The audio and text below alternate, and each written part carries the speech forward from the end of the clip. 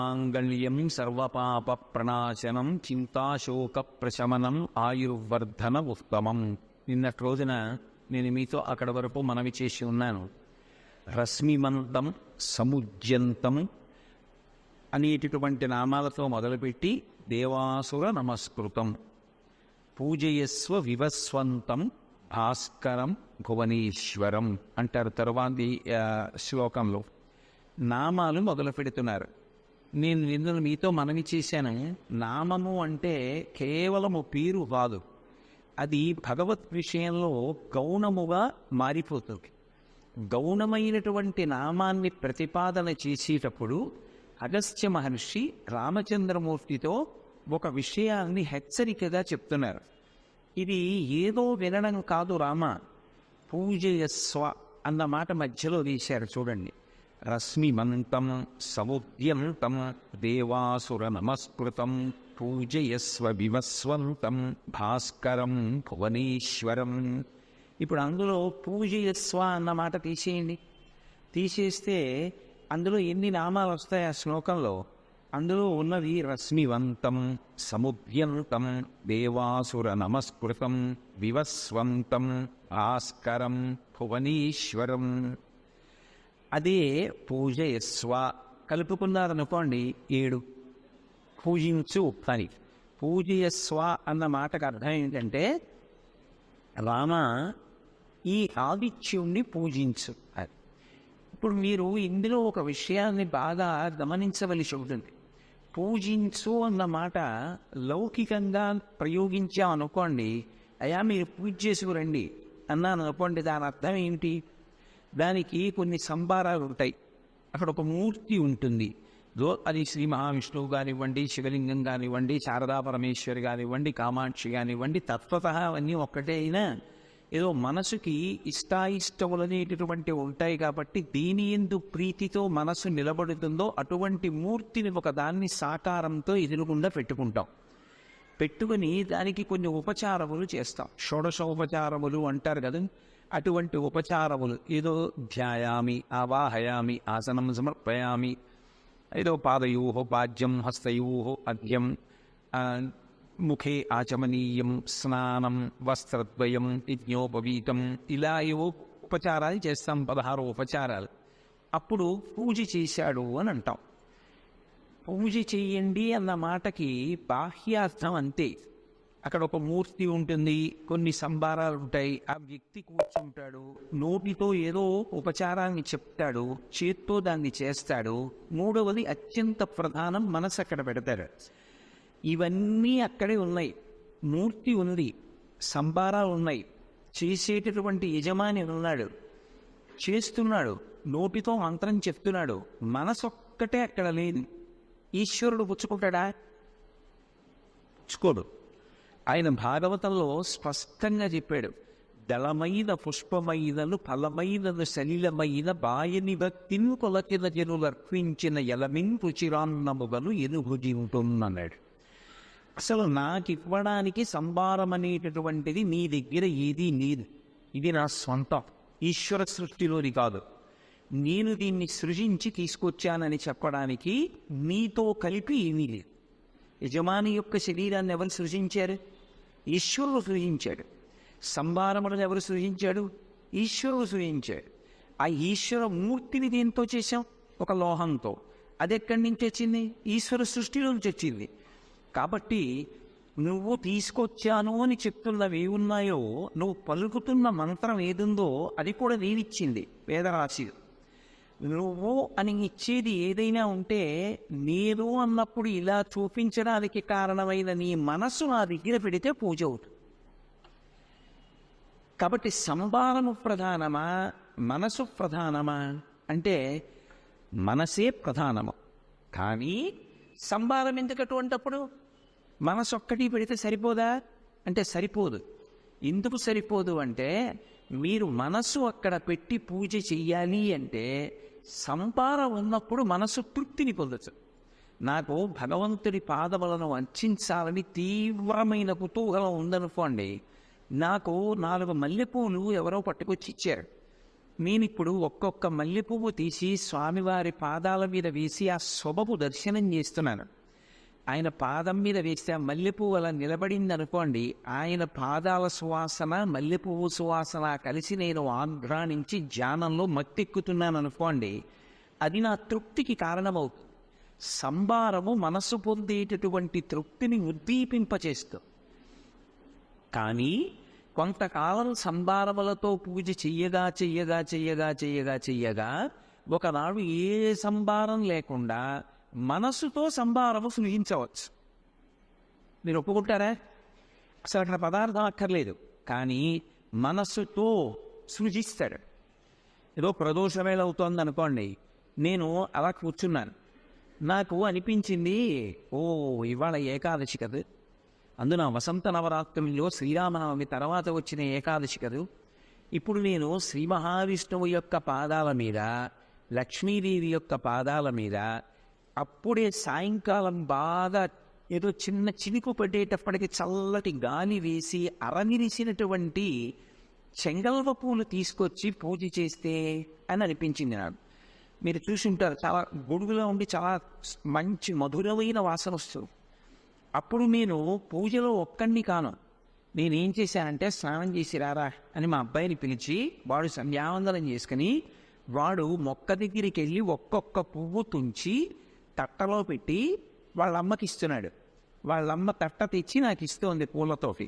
నేను ఒక్కొక్క పువ్వు పట్టుకొని ఆ తట్ట పట్టుకొని ఒక్కొక్క పువ్వు తీసి స్వామివారి మీద ఓం కేశవాయ నమః, ఓం నారాయణాయ నమః అని పువ్వు ఉంచుతున్నాను. ఇప్పుడు నా పూజలోకి నేనొక్కడిని కాను, నా ఇంట్లో ఒక పూల తోట, అందులో చెంగల్వ పూలు, అవి బాగా పూసాయి.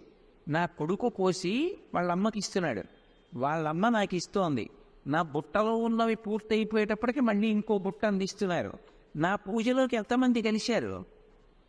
నా భార్య కొడుకు కూడా కలిసిపోయారు.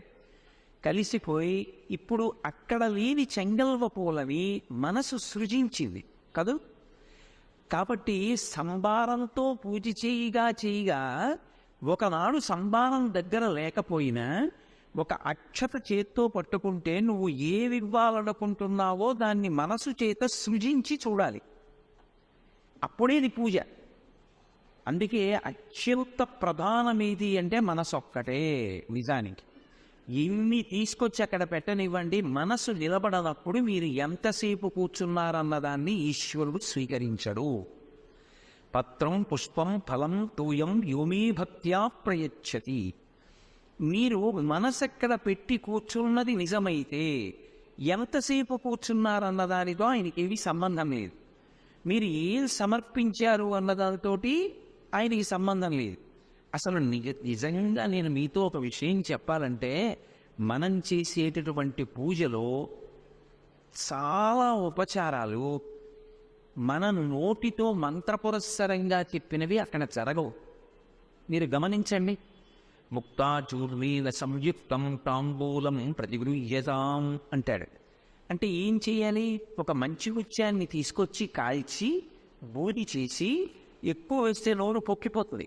సూది గుచ్చి ఎంత అంటుకుంటుందో అంతే తాంబూలంలో రాసి అమ్మవారికి ఇవ్వాలి. కానీ మనం అలా ఇస్తున్నామా? సింహాసనం సమర్పయామి అంటాడు. సింహాసనం తీసుకొచ్చి వేశాడా? వేయలేదు. అక్షత వేస్తాడు, పువ్వు వేస్తాడు. కానీ మరి సింహాసనం ఎలా అయింది? అబద్ధం కాదా? పువ్వు సింహాసనం అయితే నాకు ఎందుకో పువ్వు వేసి కూర్చోబెట్టచ్చా? మరి నాకైతే కుర్చీ కావాలా? ఈశ్వరుడికి అయితే సింహాసనం బదులు పువ్వు వేస్తే సరిపోతుందా? ఏం పూజ కాదు. అక్కడ వేసే పువ్వు సింహాసనానికి ప్రతినిధి. కానీ మనసు దేన్ని చూస్తుందంటే సింహాసనాన్ని చూస్తుంది. అందుకే పెద్దలు పూజ చేసేటప్పుడు తలుపు వేస్తారు. ఎందుకు వేస్తారో తెలుసా? ఆ పూజ పిచ్చివాడు చేసే పూజలా కనపడదు. ఏమిటా పూజ అయింది అనిపిస్తుంది, కానీ ఆయన నిజంగా అనుభవిస్తాడు పూజలో. ఆసనం సమర్పయామి అన్నాడు అనుకోండి, ఆయన పిల్లలు తీసుకొచ్చి పరమేశ్వరుడికి మంచి సింహాసనం అమరిస్తే బంగారు సింహములు ఇలా ముందుకి చూస్తుంటే మెత్తటి ఆస్తరణతో ఉన్నటువంటి ఆ ఆసనం పరమేశ్వరుడు వచ్చి కూర్చుంటే వెంటనే ఆయన కొడుకులు ఆయన కలిసి తీసుకొచ్చి మెత్తటి పాదపీఠం ముందు పెడితే దాని మీద విలాసంగా స్వామి పాదాన్ని పెట్టుకొని ఒక పాదం పైకెత్తి తొడ కింద పెట్టుకుని మడిచి కూర్చుంటాడు. స్వామి 2 పాదాలు చూపించవా అని ప్రార్థన చేస్తే ఏకన్యం చనతి క్షమం అపపరంచ ఆపుంచ పాదాంబుజం మజ్జీవి స్థిర పుండరీకమభయం విద్యస్య హస్తాంబుజం త్వాం పశ్యేమ నిషీదుషీం ప్రతికళం కారుణ్యకూలంకష స్ఫారాపాంగతరంగమం బమధురం ముఖం ముఖం విప్రవీం అని. అయ్యో పాపం, వీడు నా 2 పాదాలు చూడాలనుకుంటున్నాడు, ఒక్క పాదవి చాపితే బెంగ పెట్టుకున్నాడని అప్పుడు తొడ కింద పెట్టినటువంటి 2వ పాదాన్ని కూడా తీసి విలాసంగా పాదపీఠం మీద పెడితే అప్పుడు ఆ 2 పాదాల వంక చూసి నేను ఊరుకోలేను. గృహీత్వా హస్తాభ్యాం, స్వామి ఒక్కసారి నా 2 చేతుల్లో పెట్టరా మీ పాదాలు అని అడుగుతాను. బలవంతంగా లాగుతానా? ఆయన 2 పాదాలు ఎత్తి నా చేతుల్లో పెట్టారనుకోండి, ఊరుకోగలనా? గృహీత్వా హస్తాభ్యాం శిరసి నయని, ఆ 2 పాదాల మీద తల వంచి వాసన చూసి మురిసిపోయి, స్వామి ఒక్కసారి నా తల మీద పెట్టరా అని పాదాల కింద తల పెడితే పాదపీఠం మీద ఆయన 2 పాదాలు నా తల మీద పెడితే ఆ స్పర్శ సుఖాన్ని అనుభవించి ఆనంద భాష్పాలు కారుతుంటే మళ్ళీ 2 చేతులతో పట్టుకొని గృహీత్వా హస్తాభ్యాం శిరసి నయని, 2 కళ్ళు ఆయన గోళ్ళకి తగిలేటట్టుగా ఇలా కళ్ళకు అద్దుకుని ఇంకొంచెం ముందుకు జరిగి శిరసి నయని వక్షసి వహన్, గుండెల మీద పెట్టుకుని ఆ గుండెల మీద రాపాడించుకుని మళ్ళీ ఇలా చేతుల్లో పట్టుకుని, ఓరి పిచ్చివాడా ఎంత సంతోషంరా నీకు అని స్వామి చూసి మురిసిపోతుంటే అప్పుడు మళ్ళీ ఆ 2 పాదాలు అక్కడ పెడితే అలభ్యాం బ్రహ్మాద్యై ఉదమనుభవిష్యామి హృదయీ స్ఫుటజల జగంధాన్ పరిమళాన్, నేను నా తల తీసుకెళ్ళి ఆయన 2 పాదముల మీద పెట్టి అలా ఉండిపోతే అందులోంచి గొప్ప గొప్ప సువాసనలు వస్తుంటే ఆ వాసనలు పీలిస్తూ నేను పరమ సంతోషాన్ని పొంది బాహ్య ప్రపంచం అంతా మరిచిపోయి నేను అలాగే తల ఉంచి ఆనంద భాష్పాలు కారుస్తూ ఉండిపోతే స్వామి పరమ ప్రేమతో 2 చేతులు నా తల మీద ఆశీపురస్సరంగా పెడితే ఆయన చేతుల వేళ్లకున్న ఉంగరాలు తగులుతుంటే ఆ చేతులు కదిలినప్పుడు కదిలిన బాహుపద క్రమంబుద రవసూపెడి నూపు రములవాణి అంటారు పోతనగారు. ఆయన చేతి కంకణముల యొక్క చప్పుడుతోటి ఆ చేతులు వచ్చి నాకు తగులుతుంటే ఆ చివరిదాకా జారిన కంకణం ఒకటి నా తలకి ఒత్తుకుంటుంటే నేను పరమానందంగా అలాగే పాదాల మీద పెట్టి కూర్చుండిపోయాను. అలా ఉండిపోయాను అనుకోండి, నేనప్పుడు సింహాసనం సమర్పయామి, సింహాసనం స్వామికి ఇచ్చి ఉపచారాన్ని పూర్తి చేశాను. ఇది నేను పూజ చేస్తూ సింహాసనం సమర్పయామి అని అనుభవించాను అనుకోండి. ఏదో ఉదాహరణకి నేనేమంత సమర్థుణ్ణి కాదు, నేనంత ఉపాసకుణ్ణి కాదు, ఏదో ఇలాంటి ఫోటో ఒకటి వచ్చినవాడిని అంతే. నిజంగా అలా ఉండిపోయాను అనుకోండి.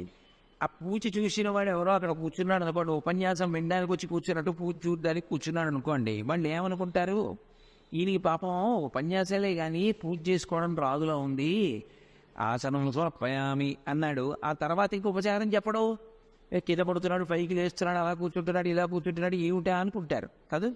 అంటే మీరందరూ మహాసమర్థులు, రోజు అనుభవించేవాళ్ళు కాబట్టి మీకు అది కొత్తగా ఉండకపోవచ్చు. నా బోటిగాడు ఎవరి పూజ అన్నా పెద్దలది చూశాడు అనుకోండి, ఆశ్చర్యంగా ఉంటుంది, ఏమిట్రా అలా ఉండిపోయారు అనిపిస్తుంది. అంటే భగవంతుడు ఏ ఉపచారాన్ని స్వీకరిస్తాడు అంటే నిజంగా మనసు ఎక్కడ నిలబడిందో దాన్ని పూజగా స్వీకరిస్తాడు. మనసు నిలబడాలి అంటే 2 కారణముల చేత నిలబడుతుంది. అలా నిలబడింది అనుకోండి, ఉత్తర క్షణంలో వాడు ఏమవుతాడో తెలుసా, పూజ చేసిన వాడు పూజనీయుడు అవుతాడు. అది పూజలో ఉండేటటువంటి విచిత్రమైనటువంటి లక్షణం. ఎవరు పూజించాడో వాడు ఇంకొకరిని పూజ చేశానని కదా అనుకుంటున్నాడు, కానీ వాడు లోకము చేత పూజింపబడతాడు. పూజ చేసాడంటే 2 గంటల సేపు పూజ చేసి వచ్చాడు కాబట్టి లోకం ఆయన్ని పెంచుకుందండి అని కాదు. అలా అయితే అందరికీ తెలిసేట్టు పూజ చేయాలి. దాని అర్థం ఏమిటో తెలుసా, పూజ చేస్తున్నాడు అంటే దాని ఎందు కృతజ్ఞత వినయము రెండు ఇమిడి ఉన్నాయి అని గుర్తు. ఈ రెండు మనసులో పొటమరించినప్పుడు చేసినటువంటి పూజ తంతు. ఈ మాట నేను చెప్తున్నప్పుడు కొంచెం వ్యగ్రతగా అనిపిస్తోందేమో, కానీ మీరు బాగా పరిశీలించి చూడండి.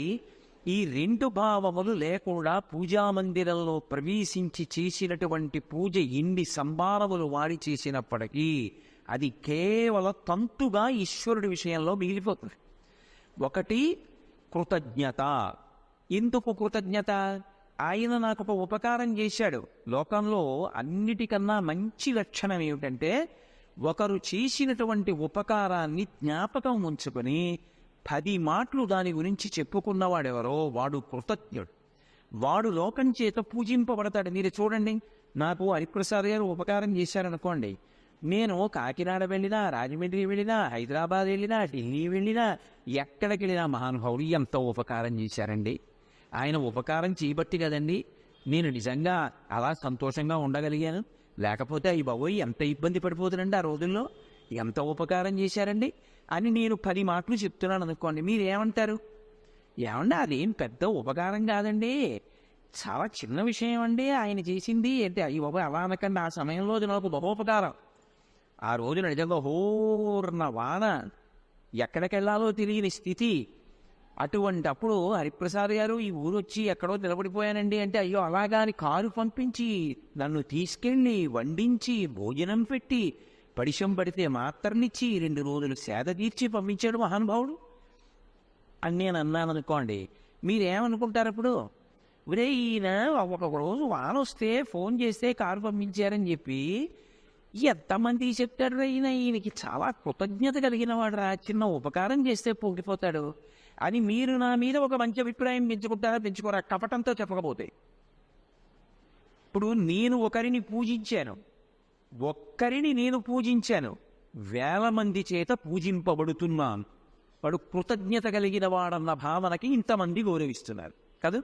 ఎవరు పూజ చేశాడో వాడు పూజింపబడతాడు. కారణం ఏమిటంటే కృతజ్ఞత వలన.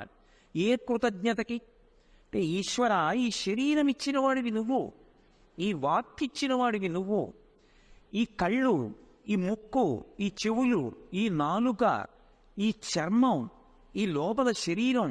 రాత్రి నిద్రపోయినప్పుడు ఆదమరిచి నేను నిద్రపోతుంటే రాత్రల్లా నువ్వు ఇక్కడ కూర్చుని ఊపిరి తీసావా, నీ తిన్నది జీర్ణం చేశావా, తెల్లవారేటప్పటికి పిప్పి బయటికి వెళ్ళిపోవడానికి వ్యవస్థ చేశావా, ఇంత ఉపకారం చేసి తెల్లవారేటప్పటికి మళ్ళీ సంతోషంగా నేను ఉత్సాహంగా తిరిగేటట్టు చేశావా, ఇన్ని చేసిన నీకు నేను కృతజ్ఞత చెప్పాలి స్వామి. ఒక్కసారి వచ్చి ఒక నమస్కారం చేసి నీ 2 పాదాల మీద నేను పువ్వులు వేసుకోవాలి. ఇంత ఉపకారం చేసిన వాడిని వదిలేసి అక్కర్లేని విషయాలు నేను పట్టుకుంటే ముందు. కాబట్టి ముందు నాకు న్యూస్ పేపర్ కాదు, టీవీ కాదు, నువ్వు కావాలి. నీకు వచ్చి నమస్కారం చేయకుండా నువ్వు ఇచ్చిన శక్తి ఇతర విషయాలకి ఎలా వాడతాను? నీ దగ్గర నైవేద్యం పెడతాను ఆ శక్తిని. అందుకొచ్చి దీపం పెట్టి ధూపం వేసి గంధం అలది ఏదో ఆయనకి ఓ పండు నైవేద్యం పెట్టి చేశాననుకోండి. ఇప్పుడు అందులో 2 భావాలు ఉన్నాయి. ఒకటి కృతజ్ఞత, ఈశ్వరుని యందు కృతజ్ఞతాభావం ఉంది. రెండవది వినయం. ఆయన అన్నీ కలిగిన వాడు, అక్షయ్యం. ఆయన అన్నీ ఉన్నా తన కొరకని ఉంచుకునేవాడు కాడు. ఆర్తితో వచ్చినవాడు ఎవరు ఉంటాడో వాడికి ఇచ్చేటటువంటి లక్షణం ఉన్నవాడు. కాబట్టి వేడుకుంటే వాణ్ణి వేడుకోవాలి, వాణ్ణి పట్టుకోవాలి. కాబట్టి ఈ భావన ఉన్నదనుకోండి, అప్పుడు అక్కడ సంభారములు ఎన్నున్నాయన్న దానితో సంబంధం ఉండదు. అప్పుడు పూజ జపం కావచ్చు. ఒకే విషయాన్ని పట్టుకొని జపం చేయొచ్చు. అందుకే వేదంలో ఉన్న చాలా చాలా గొప్ప విశేషం ఏమిటంటే, ఒక మహాక్రతువుగా చెయ్యవలసిన దాన్ని జపంగా మారుస్తుంది కొన్ని. మీకు అంతవరకు ఎందుకు? రుద్రం ఉంది, రుద్రం బ్రహ్మాస్త్రం, అంత గొప్పది.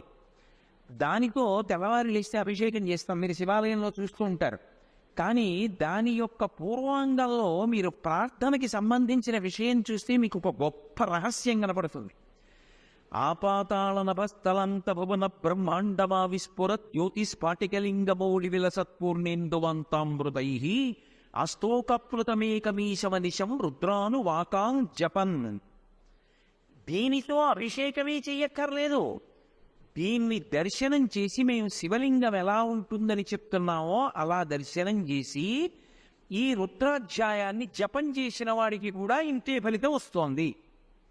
ఒకప్పుడు చంద్రశేఖర భారతీ స్వామి వారి దగ్గరికి వెళ్ళి ఒక బ్రాహ్మణుడు తన భార్య ఒంట్లో బాగుండలేదని చెప్పాడు. ఆయన అన్నారు, నీకు రుద్రం వచ్చుగా, తీర్థం ఇవ్వకపోయావా అభిషేకం చేసి అన్నారు. ఏమో స్వామి తట్టలేదు అంతే. పోనీలే ఇప్పుడు చెయ్యి అన్నారు. ఆయన అన్నాడు, మా ఊరు చాలా దూరం, నేను మళ్ళీ వెళ్ళేటప్పటికి ఏమో దాని పరిస్థితి ఉపద్రవంగా ఉంటే, అయితే ఓ పని చెయ్యి, స్నానం చేసి సంధ్యావందనం చేసి తుంగానది ఒట్టులో కూర్చుని జపం చేయి, రుద్రాన్ని అభిషేకం అక్కర్లేదు జపం చేయి. జపం చేసి ఏతత్ ఫలితం సర్వం శ్రీ ఉమామహేశ్వర పరబ్రహ్మార్పణమస్తని నువ్వు అక్షతలు నీళ్లు విడిచిపెట్టిన తీర్థం ఏదుందో అది నీ భార్యని భావన చెయ్యి. ఆమె చెయ్యి చాపిందని భావన చేసి మానసికంగా తీర్థమి. అక్కడ నీ భార్య కుదురుకుంటుంది. విశ్వాసం ప్రధానం. వాడా శక్తివంతుడు, ఈ వినయము చేత అనుగ్రహిస్తాడని నమ్మి జపం చేయి, నీకొచ్చుగా. ఆ బ్రాహ్మణుడు జపం చేశాడు. అది గురువు యందు విశ్వాసం అన్న మాటకు అర్థం. అది శ్రద్ధ. అందుకు శంకర భగవత్పాదులు శాస్త్రస్య గురువాక్యస్య సత్యబుద్ధ్యావధారణ సా శ్రద్ధ కడితా సిద్ధి యయా వస్తూపలభ్యతే. గురువుగారు ఒకటి చెప్తున్నారు, అది పరమసత్యం. శాస్త్రం ఒకటి చెప్పింది, పరమసత్యం. ఇక్కడ యుద్ధం జరుగుతుంటే ఏదో ఒక్క 5 నిమిషాలు విశ్రాంతి వచ్చి ఏం చెయ్యాలని నేను ఏడుస్తుంటే ఇప్పుడు ఈయనొచ్చి ఇదేదో జపం చేయమంటాడేమిటి అని అనలేదు రాముడు. వచ్చినవాడు గురువు, చెప్తున్నది శృణు గుహ్యం సనాతనం. గురువు ఎప్పుడు తన నోటికి వచ్చింది చెప్పడు, వేదాన్ని ప్రమాణం చేసుకుంటాడు. వేదంలో సనాతనమైనటువంటి ఆ శాస్త్రమునందు చెప్పబడినటువంటి విషయాన్ని నేను ఉద్ధరించి నీకు చెప్తున్నాను. అది గుహ్యం, రహస్యం. ఇప్పుడు నేను నీకు అందిస్తున్నాను, దీన్ని జపంచి. వెంటనే రాముడు అలాగే చేస్తాను. ఎలా? పూజయస్వ. పూజయస్వ అంటే ఆ కృతజ్ఞతాభావంతో, ఆ వినయంతో. చూడు సూర్యుడి వంక. ఎవరి సూర్యుడు? ఎవరి ఆదిత్యుడు? ఆ మాట అండంలో ఒక విశేషం. ఆదిత్యుడు అంటే అదితి కుమారుడు అని బాహ్యార్థం. మీరు అవరకోశం చూస్తే అదే ఉంటుంది. అదితి కుమారుడు సూర్యుడు అయితే, అదితి కుమారులు దేవతలందరూ కూడా అదితి కుమారుడే. మరి వాళ్ళందరినీ ఆదిత్యులు అనకుండా ఆదిత్యుడు అనేటప్పటికీ సూర్యుడు అని ఎందుకంటాం? మరి వాళ్ళని కూడా ఆ పేరుతోటే పిలవాలి కదా. మరి వాళ్ళని అనకుండా ఆదిత్యుడు అన్నాను అనుకోండి, ఎవరండి అన్నాను అనుకోండి, నిజానికి దేవతలందరూ కూడా అదితి బిడ్డలే, కానీ సూర్యుడు అంటాం. ఏమి ఆదిత్య శబ్దం సూర్యుడికి ఎందుకు అన్వయం అంటే దాని వెనక ఒక రహస్యం ఉంది. లోకంలో చూడండి, చాలా గౌరవాన్ని, ఎంతో లోకం చేత పూజింపబడే వ్యక్తిత్వాన్ని ఒక వ్యక్తి సంతరించుకున్నాడు అనుకోండి, వెంటనే సభలో ఉన్న వాళ్ళు ఏమంటారంటే, మీ అమ్మగారు ఈ నోముల్లో చికెందయ్యా, నిన్ను ఎంత గొప్ప కొడుకుని కందయ్యా అంటారు. అమ్మని స్మరిస్తారు మంచి బిడ్డల్ని చూడగానే. అందరూ దేవతలు కూడా నిజానికి విడివిడిగా కనపడినా ఎవరి ఎందుంటారంటే ఆదిత్యుడి ఎందే ఉంటారు, సూర్యుడి ఎందే ఉంటారు. అందరూ దేవతలు చేసే పనిని నిజానికి చేసేవాడు ఎవరంటే సూర్యుడి. అందుకే పరబ్రహ్మం. కానీ ఆ పరబ్రహ్మము ఈ కన్నులకు కనపడదు. అడగకపోయినా నీ కన్నులకు కనపడే పరబ్రహ్మం ఎవరంటే సూర్యుడు ఒక్కడే. ఆయన్ని వదిలిపెట్టి మిగిలినవన్నీ ఎందుకు పరిగెడతావు? కనపడుతున్న దానికి ఎదురుకుండా ఎందుకు నిలబడి నమస్కారం చేయవు? కంటికి ముందుకు కనపడింది కదా అని అంత చులకన. ఎదురుగుండా ఉంది కదా, రోజూ చూస్తున్నాను కదా అని అనుకోకు రామా. ఇవాళ తెలుసుకున్నావు, అది పరబ్రహ్మం. దానికి స్వాగతం పలు. అది రాకముందు నిద్రలే. ఈశ్వరుడు వస్తున్నాడు, అంతకన్నా ముందు నిద్రలేచి సిద్ధంగా ఉండడం కృతజ్ఞత. అంత ఉపకారం చేసినవాడు కనుక. గురువుగారు వస్తున్నారు, ఆయన రాకముందు సిద్ధంగా ఉండి ఆయన వచ్చేటప్పటికి నిలబడడం కృతజ్ఞత. ఒక మహాత్ముడు వస్తున్నాడు, ఆయన వచ్చేటప్పటికి లేచి నిలబడడానికి వీరుగా సిద్ధంగా ఉండడం కృతజ్ఞత. ఆయన వచ్చాక లేవడం కృతజ్ఞత కదా. కృతజ్ఞఘ్నాయ దేవాయ జ్యోతిషాం పతయే నమః. ఇన్ని ఉపకారాలు చేసేవాడు వస్తుంటే లేవకపోవడం, వాణ్ణి వదిలిపెట్టి వాడికి నమస్కారం చేయకుండా వాడు కనపడుతున్నా ఎదురుగుండా తిరగడం కృతజ్ఞత. నేను మీకు ఒక చిన్న ఉపకారం చేశాననుకోండి, నేను మీకు ఒక రోజు కనపడ్డాననుకోండి, మీరు అలా వెళ్ళిపోయారనుకోండి నన్ను పలకరించకుండా, వెంటనే నా మనసు పొందుతుందా కుదరదా? ఏమో నేను మహా కర్మిష్ఠిని అయితే, ఏదో దాని గురించి పట్టించుకోనటువంటి గొప్ప స్థితప్రజ్ఞుణ్ణైతే ఏమో, లేకపోతే ఏమనుకుంటారు, అంత ఉపకారం చేశాను. కనీసం చూసావా, నమస్కారం అయ్యా బాగున్నారా అని కూడా అడగలేదు. అనుకుంటానా అనుకోనా? అంటే ఏది తక్కువ ఉందో అది నా మీద పెట్టుకుంటూ ఉంటాను నేను సభలో. మిమ్మల్ని నేను అలా అనకూడదు, అది పొరపాటు అది. కాబట్టి నా మీద పెట్టుకు చెప్తూ ఉంటాను. అనుకుంటానా అనుకోనా? అనుకుంటాను. అలా ఈశ్వరుడు తెల్లవారి లేస్తే అంత ఉపకారం చేసే పరబ్రహ్మం నువ్వు మా కంటితో చూడ్డానికి కనపడవు, మా కంటితో చూడ్డానికి కనపడవు అని వెంపర్లాడే మనకి ప్రతిరోజు నేను కనపడుతున్నానని చెప్పి తానే కనపడుతున్నాడు. తానే కనపడుతున్నప్పుడు కనీసం ఆయన వచ్చేటప్పటికి సిద్ధంగా ఉండి ఆయన కనపడగానే ఒక్క నమస్కారం చెయ్యకపోవడం మనుష్య జన్మలో ఏదో ఒక పెద్ద లోటేనా కాదా? కాదు. ఆయన అన్ని ఉపకారములు చేస్తున్నవాడో పరబ్రహ్మము. అన్నిటికన్నా పెద్ద ఉపకారం కంటికి కనపడవలసిన అవసరం లేనివాడు కనబడుతూ రావడం వెలుగుల ముద్దగా. మామూలుగా ఒక మూర్తిగా ఉన్నాడనుకోండి, మీ కంటికి శక్తి ఉండాలి చూడ్డానికి. వెలుగు కంటిని ఆకర్షిస్తుంది. అలా ఆకర్షించి కనపడుతున్నాడే. కనపడుతున్నప్పుడు ఆయన పట్ల ఈ గౌరవాన్ని ప్రదర్శించు, అది పూజయస్వ. ఈ భావన నామాలు మొదలు పెడుతూ మధ్యలో హెచ్చరిక చేశాడు అగస్త్య మహర్షి. ఈ శ్రద్ధతో వినుసుమా, నేనేదో చెప్తున్నానని వినడం కాదు, పరాపుగా వినకు. అంటే ఒక గురువు చెప్పేటప్పుడు ఎంత జాగ్రత్త తీసుకుంటున్నాడో చూడండి శిష్యుడి మీద. ఈ ఒక్క మాటలో ఆదిత్య హృదయంలో అటు సూర్య భగవానుడి యొక్క దర్శన వైభవాన్ని చెప్పారు, ఒక పక్క మనకి ఉండవలసినటువంటి శ్రద్ధ గురించి చెప్తున్నారు. ఆ శ్రద్ధ నశించిపోయిందనుకోండి, ఎదురుగుండా పరబ్రహ్మమే వచ్చినా వాడక్కర్లేకుండా వీధుల్లో తిరిగి మిగిలిన వాళ్ళందరికీ నమస్కారాలు పెడతాను తప్ప సూర్యుడికి ఒక్క నమస్కారం పెట్టడం నాకు అలవాటు కాలేదంటే నాకు మనుష్య జన్మ ఎత్తి కూడా ఎంత పెద్ద వైక్లభ్యాన్ని పొందినవాడిని అవుతున్నాను. మహానుభావుడు కంటితో చూడడానికి వీలైన పరబ్రహ్మం వచ్చేటప్పటికి ఒక్క నమస్కారం చెయ్యొద్దు. కాబట్టి పూజయస్వ. ఆ వినయంతో, ఆ కృతజ్ఞతాభావనతో, మనసు పరిపుష్టమై పరమ సంతోషంతో అడుగో వాడి అన్న భావనతో నమస్కరించు. అంటే ప్రాతకాలంలో ఉపదేశం చేస్తున్నాడు ఆయన. కాబట్టి పూజయస్వ.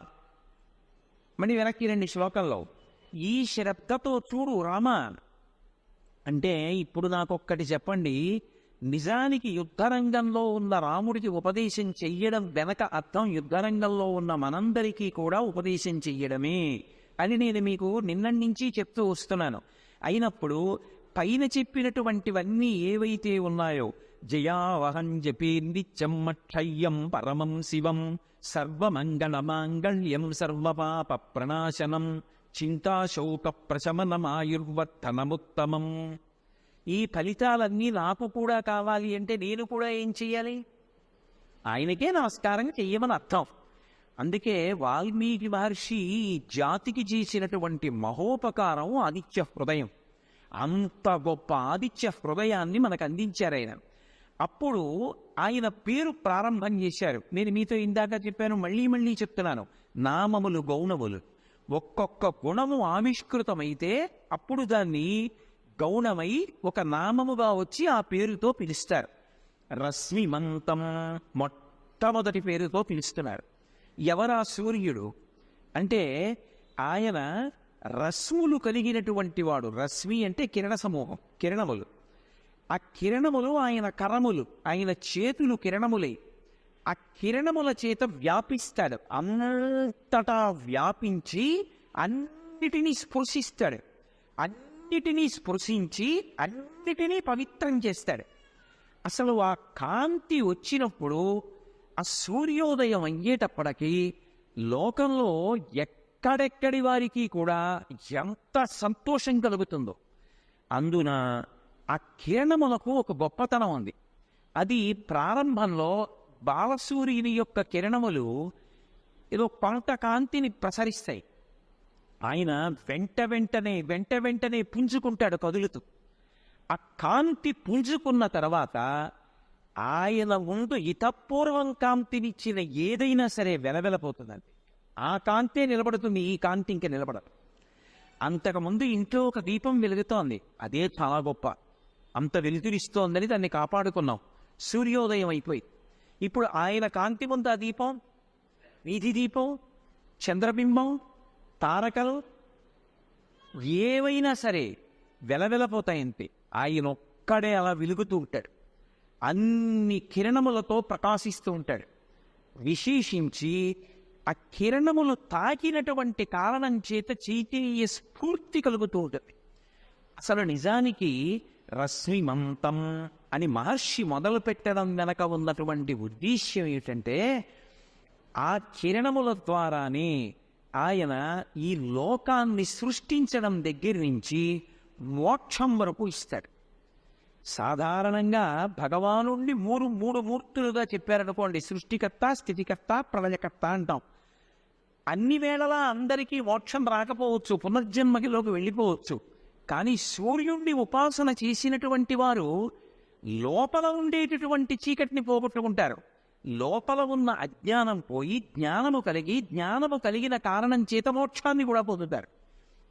అందుచేతనే శంకరాచార్యుల వారు షణ్మత స్థాపనాచార్యులై మహానుభావుడు 6 ఉపాసనా మార్గములను స్థిరీకరించారు. ఈ 6 మూర్తులలో ఏ మూర్తిని పట్టుకున్నా నీకు మోక్షము వరకు ఇవ్వగలడు పరబ్రహ్మస్వరూపమని. 1 శివుడు, శైవం అంటారు. 2 శాక్తేయము, అమ్మవారి పూజ. 3 కౌమారం, సుబ్రహ్మణ్యేశ్వర స్వామి పూజ. గణాపత్యము, విఘ్నేశ్వరుడి పూజ. 5 వైష్ణవ్, శ్రీ మహావిష్ణువుని అర్చన చేయడం. అలాగే 6వది మహానుభావుడైనటువంటి సూర్యనారాయణమూర్తిని ఉపాసన చేయడం. ఇవి 6 కూడా సౌరం అంటారు. ఈ 6 కూడా మోక్షము వరకు ఒక యజమానిని తీసుకెళ్ళగలిగినటువంటి సమర్థవంతమైనటువంటి స్వరూపములు. మళ్ళీ ఇందులో పరబ్రహ్మంగా మీకు వెలిగిస్తే తప్ప సుబ్రహ్మణ్య దర్శనం లేదు. అసలు నిజానికి షణ్మత స్థాపనాచార్యులైనటువంటి శంకరాచార్యుల వారు పంచాయతన పూజలో 5గురికే స్థానమిచ్చారు. 1 శివుడు, 2 అమ్మవారు, 3 సూర్యుడు, 4 గణపతి, 5 విష్ణువు.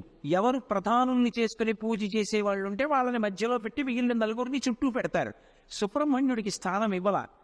అక్కడ ఆరాధనలో 6గురిని చెయ్యొచ్చని చెప్పిన మరి సుబ్రహ్మణ్యుడిని ఎందుకు ఇవ్వలేదు అంటే, ఆయన అగ్నిస్వరూపుడు.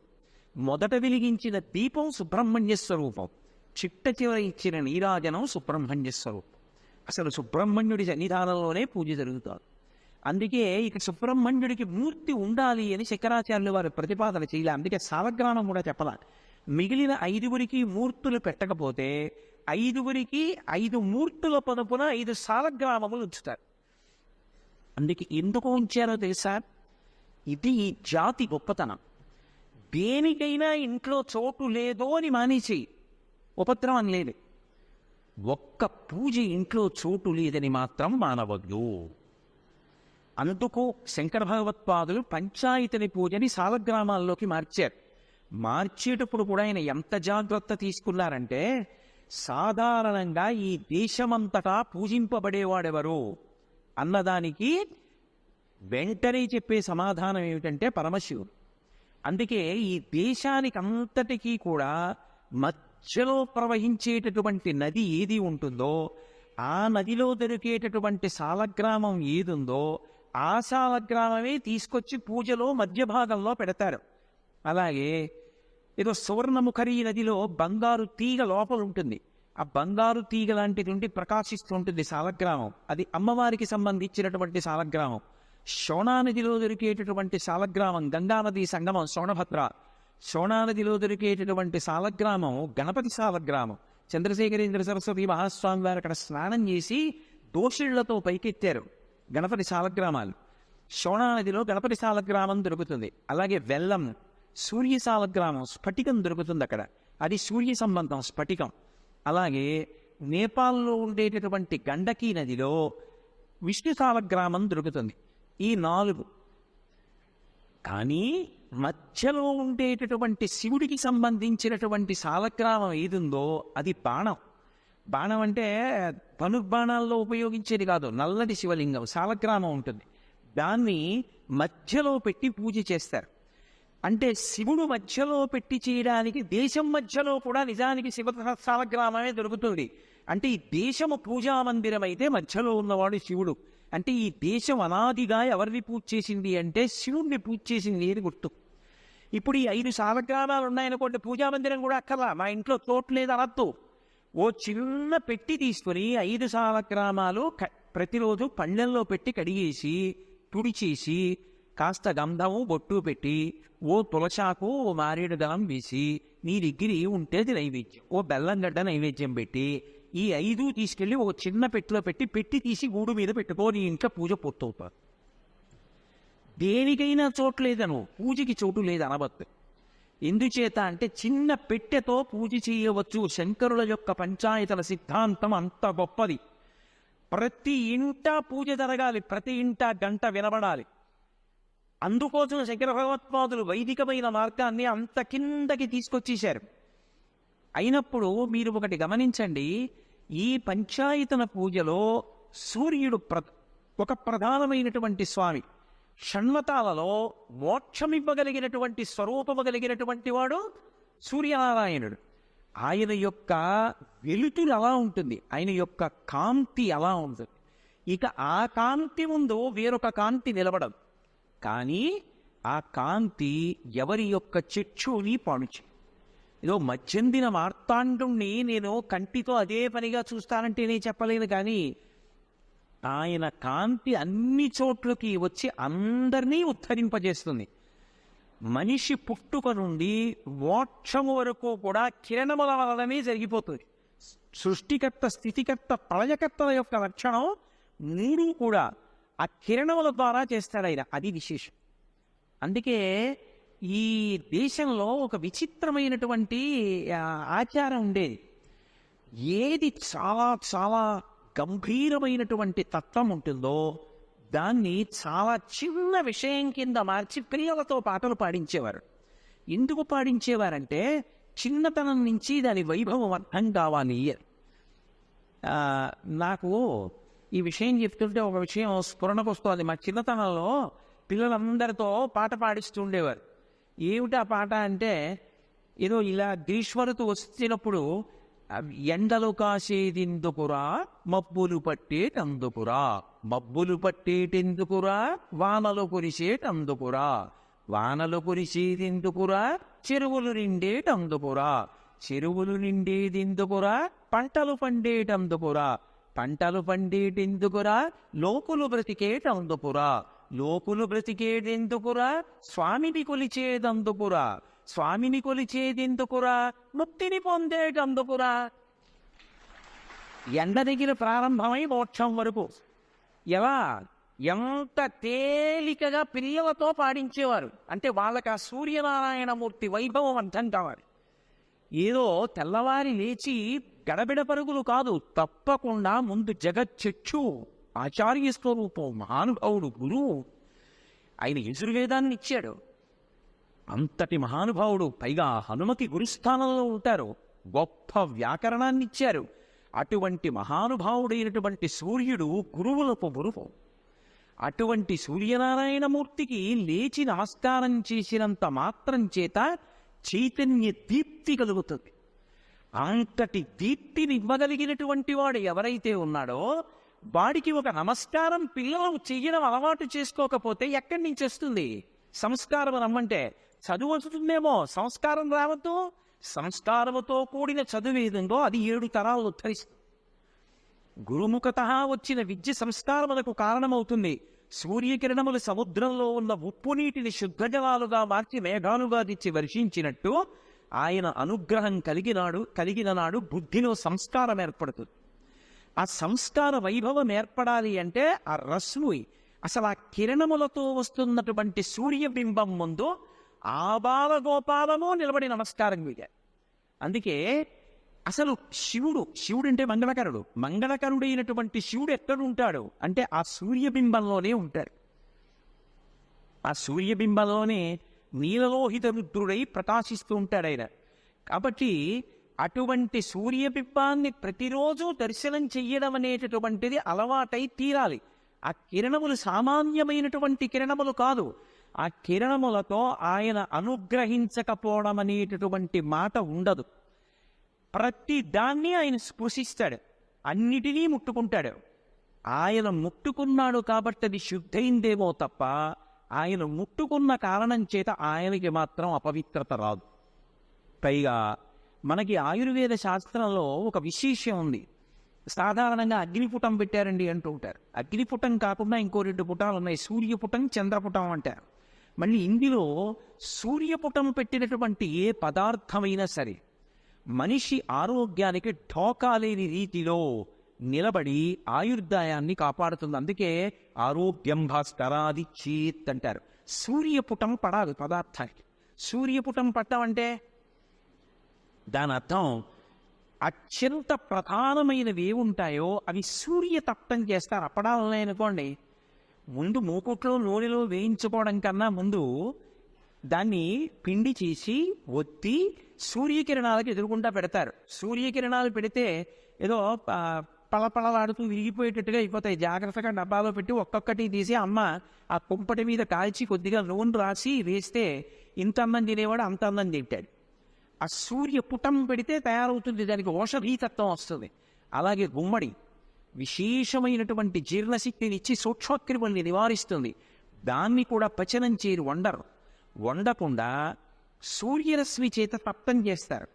ఉడియాలంటారు కదా, సూర్యపుటం పెడతారు.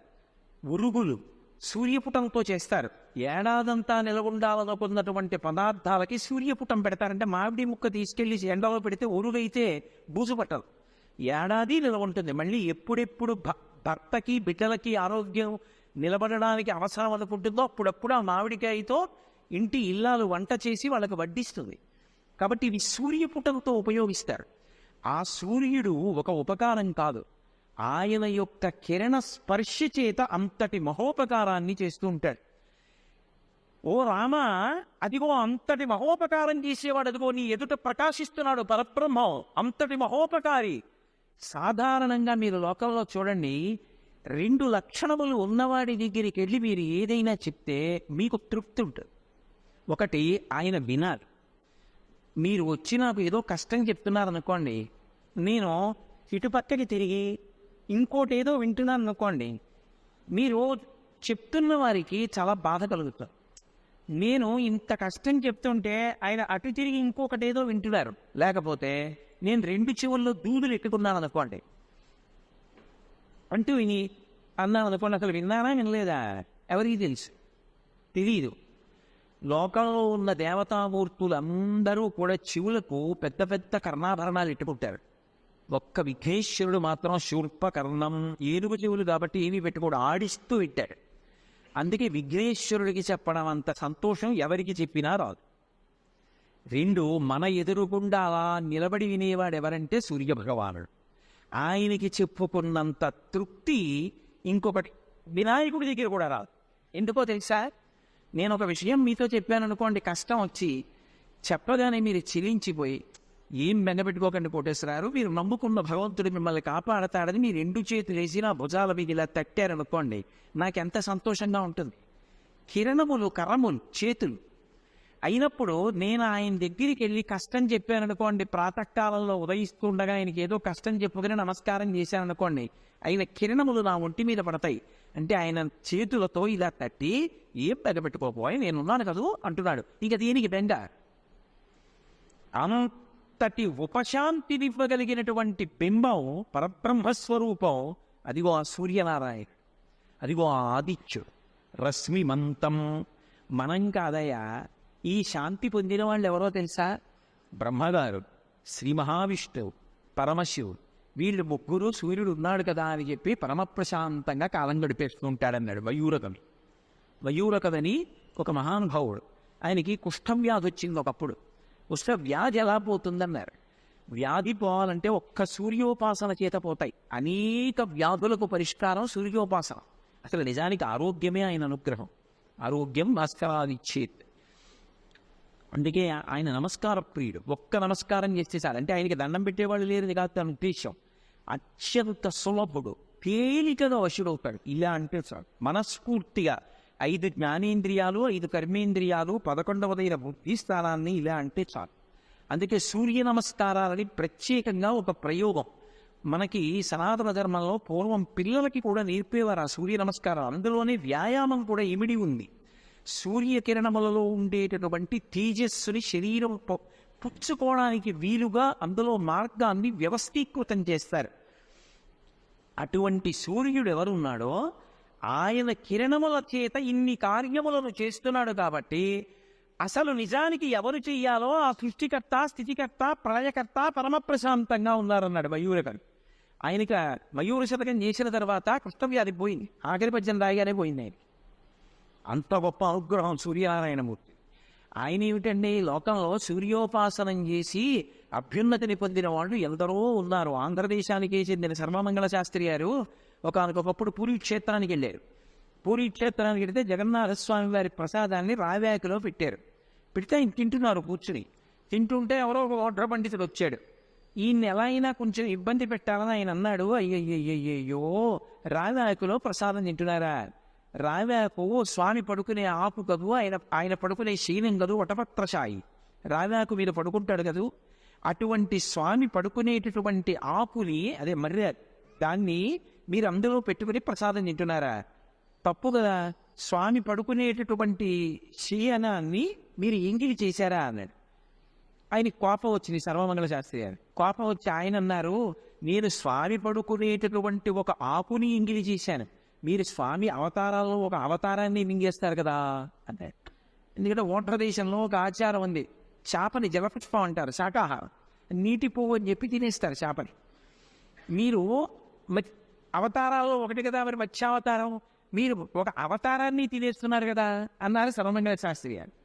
ఇద్దరి మధ్య వాదన ప్రబలింది. ఆ వాదనలో ఈయన ఏం చేశారంటే చటుక్కుని జగన్నాథస్వామి ప్రసాదాన్ని అవమానించారు.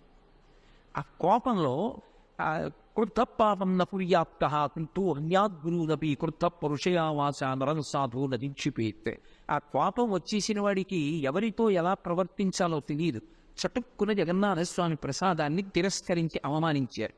అవమానించగానే దృష్టిపోయి పోగానే ఆయన సూర్యనారాయణమూర్తిని ఉద్దేశించి శ్లోకాలు చెప్పారు. వెంటనే మళ్ళీ చూపు వచ్చేసి సూర్యుడు అంత తేలికగా అనుగ్రహిస్తాడు. మీరు కావ్య పురాణాలని పరిశీలనం చేస్తే ఆయన అనుగ్రహము వలన మాత్రమే కష్టములను గడిచినటువంటి వాళ్ళు మీకు ఎందరో కనపడతారు లోకం.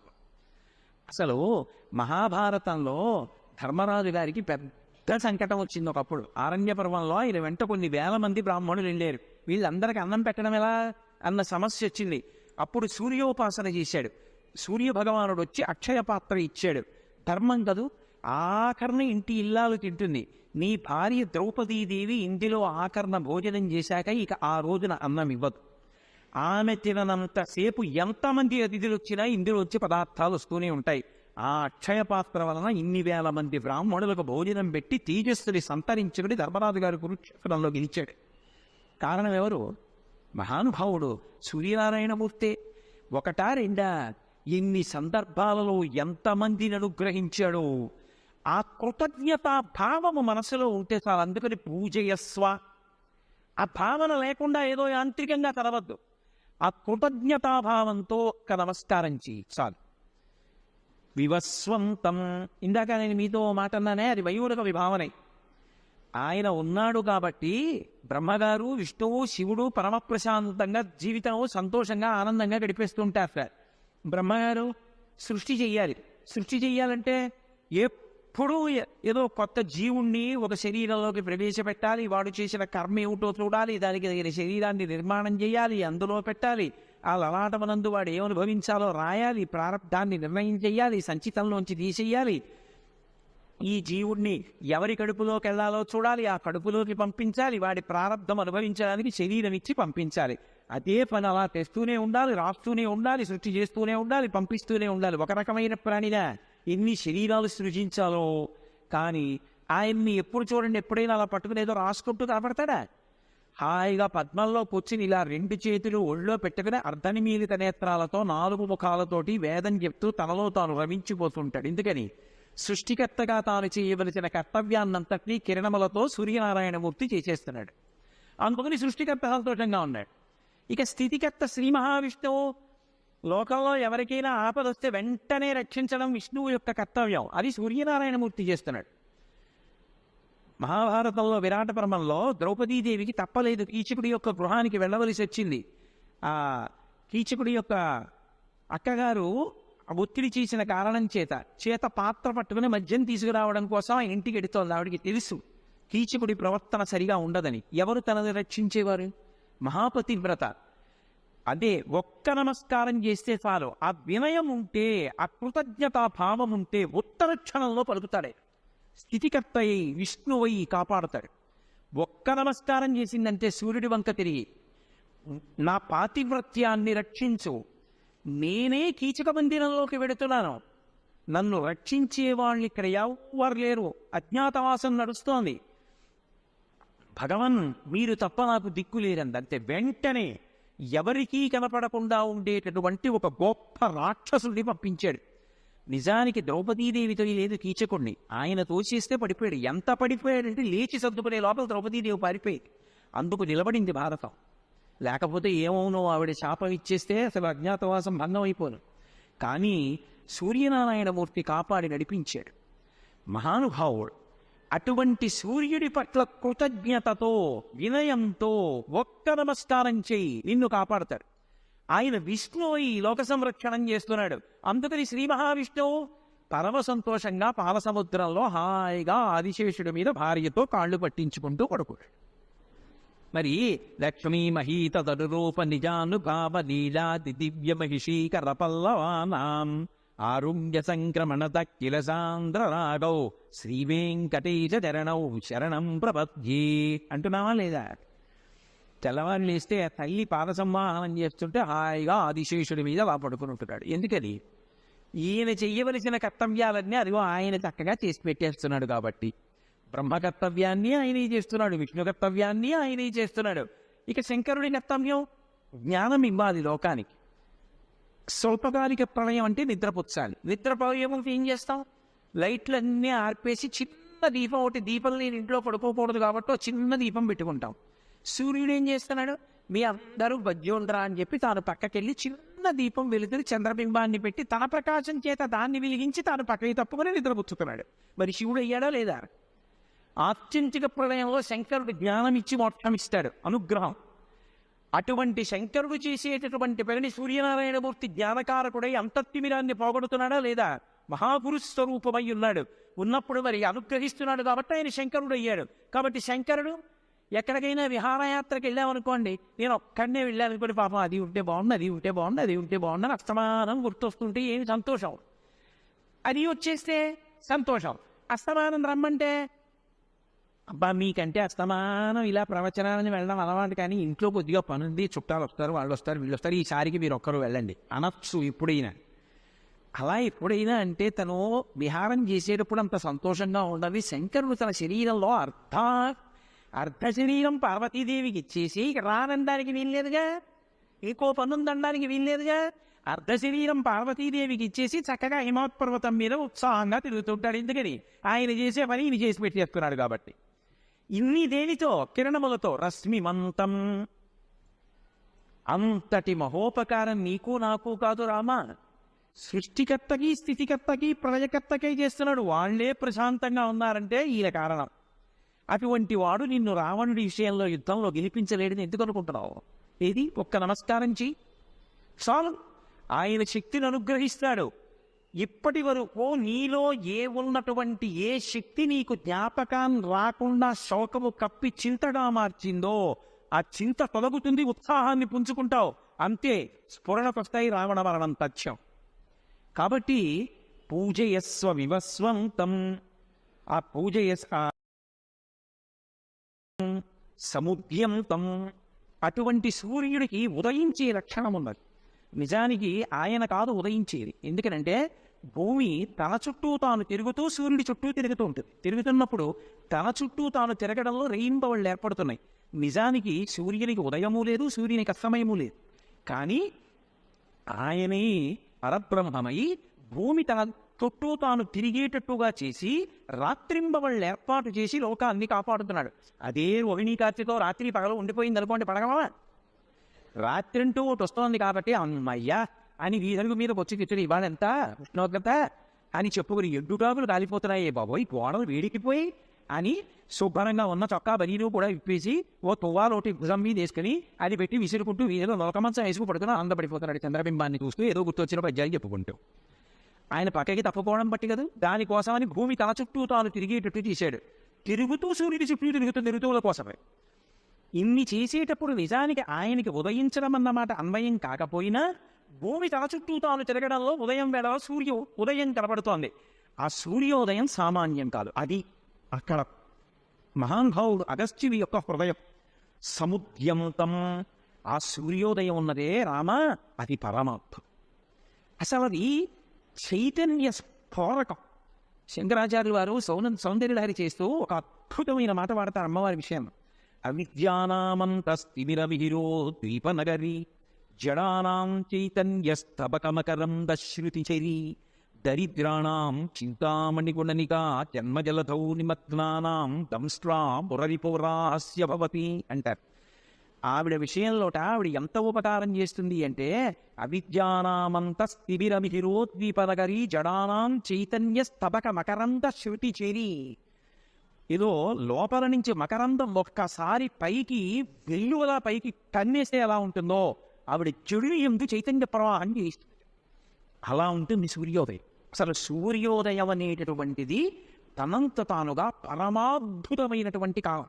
సూర్యోదయ పూర్వం ఉండేటటువంటి సమయం బ్రాహ్మీ ముహూర్తం అంటారు. బ్రాహ్మీ అంటే సరస్వతీదేవి. ఆ సమయంలో సరస్వతీదేవి యొక్క అనుగ్రహం వాతావరణంలో ఉంటుంది.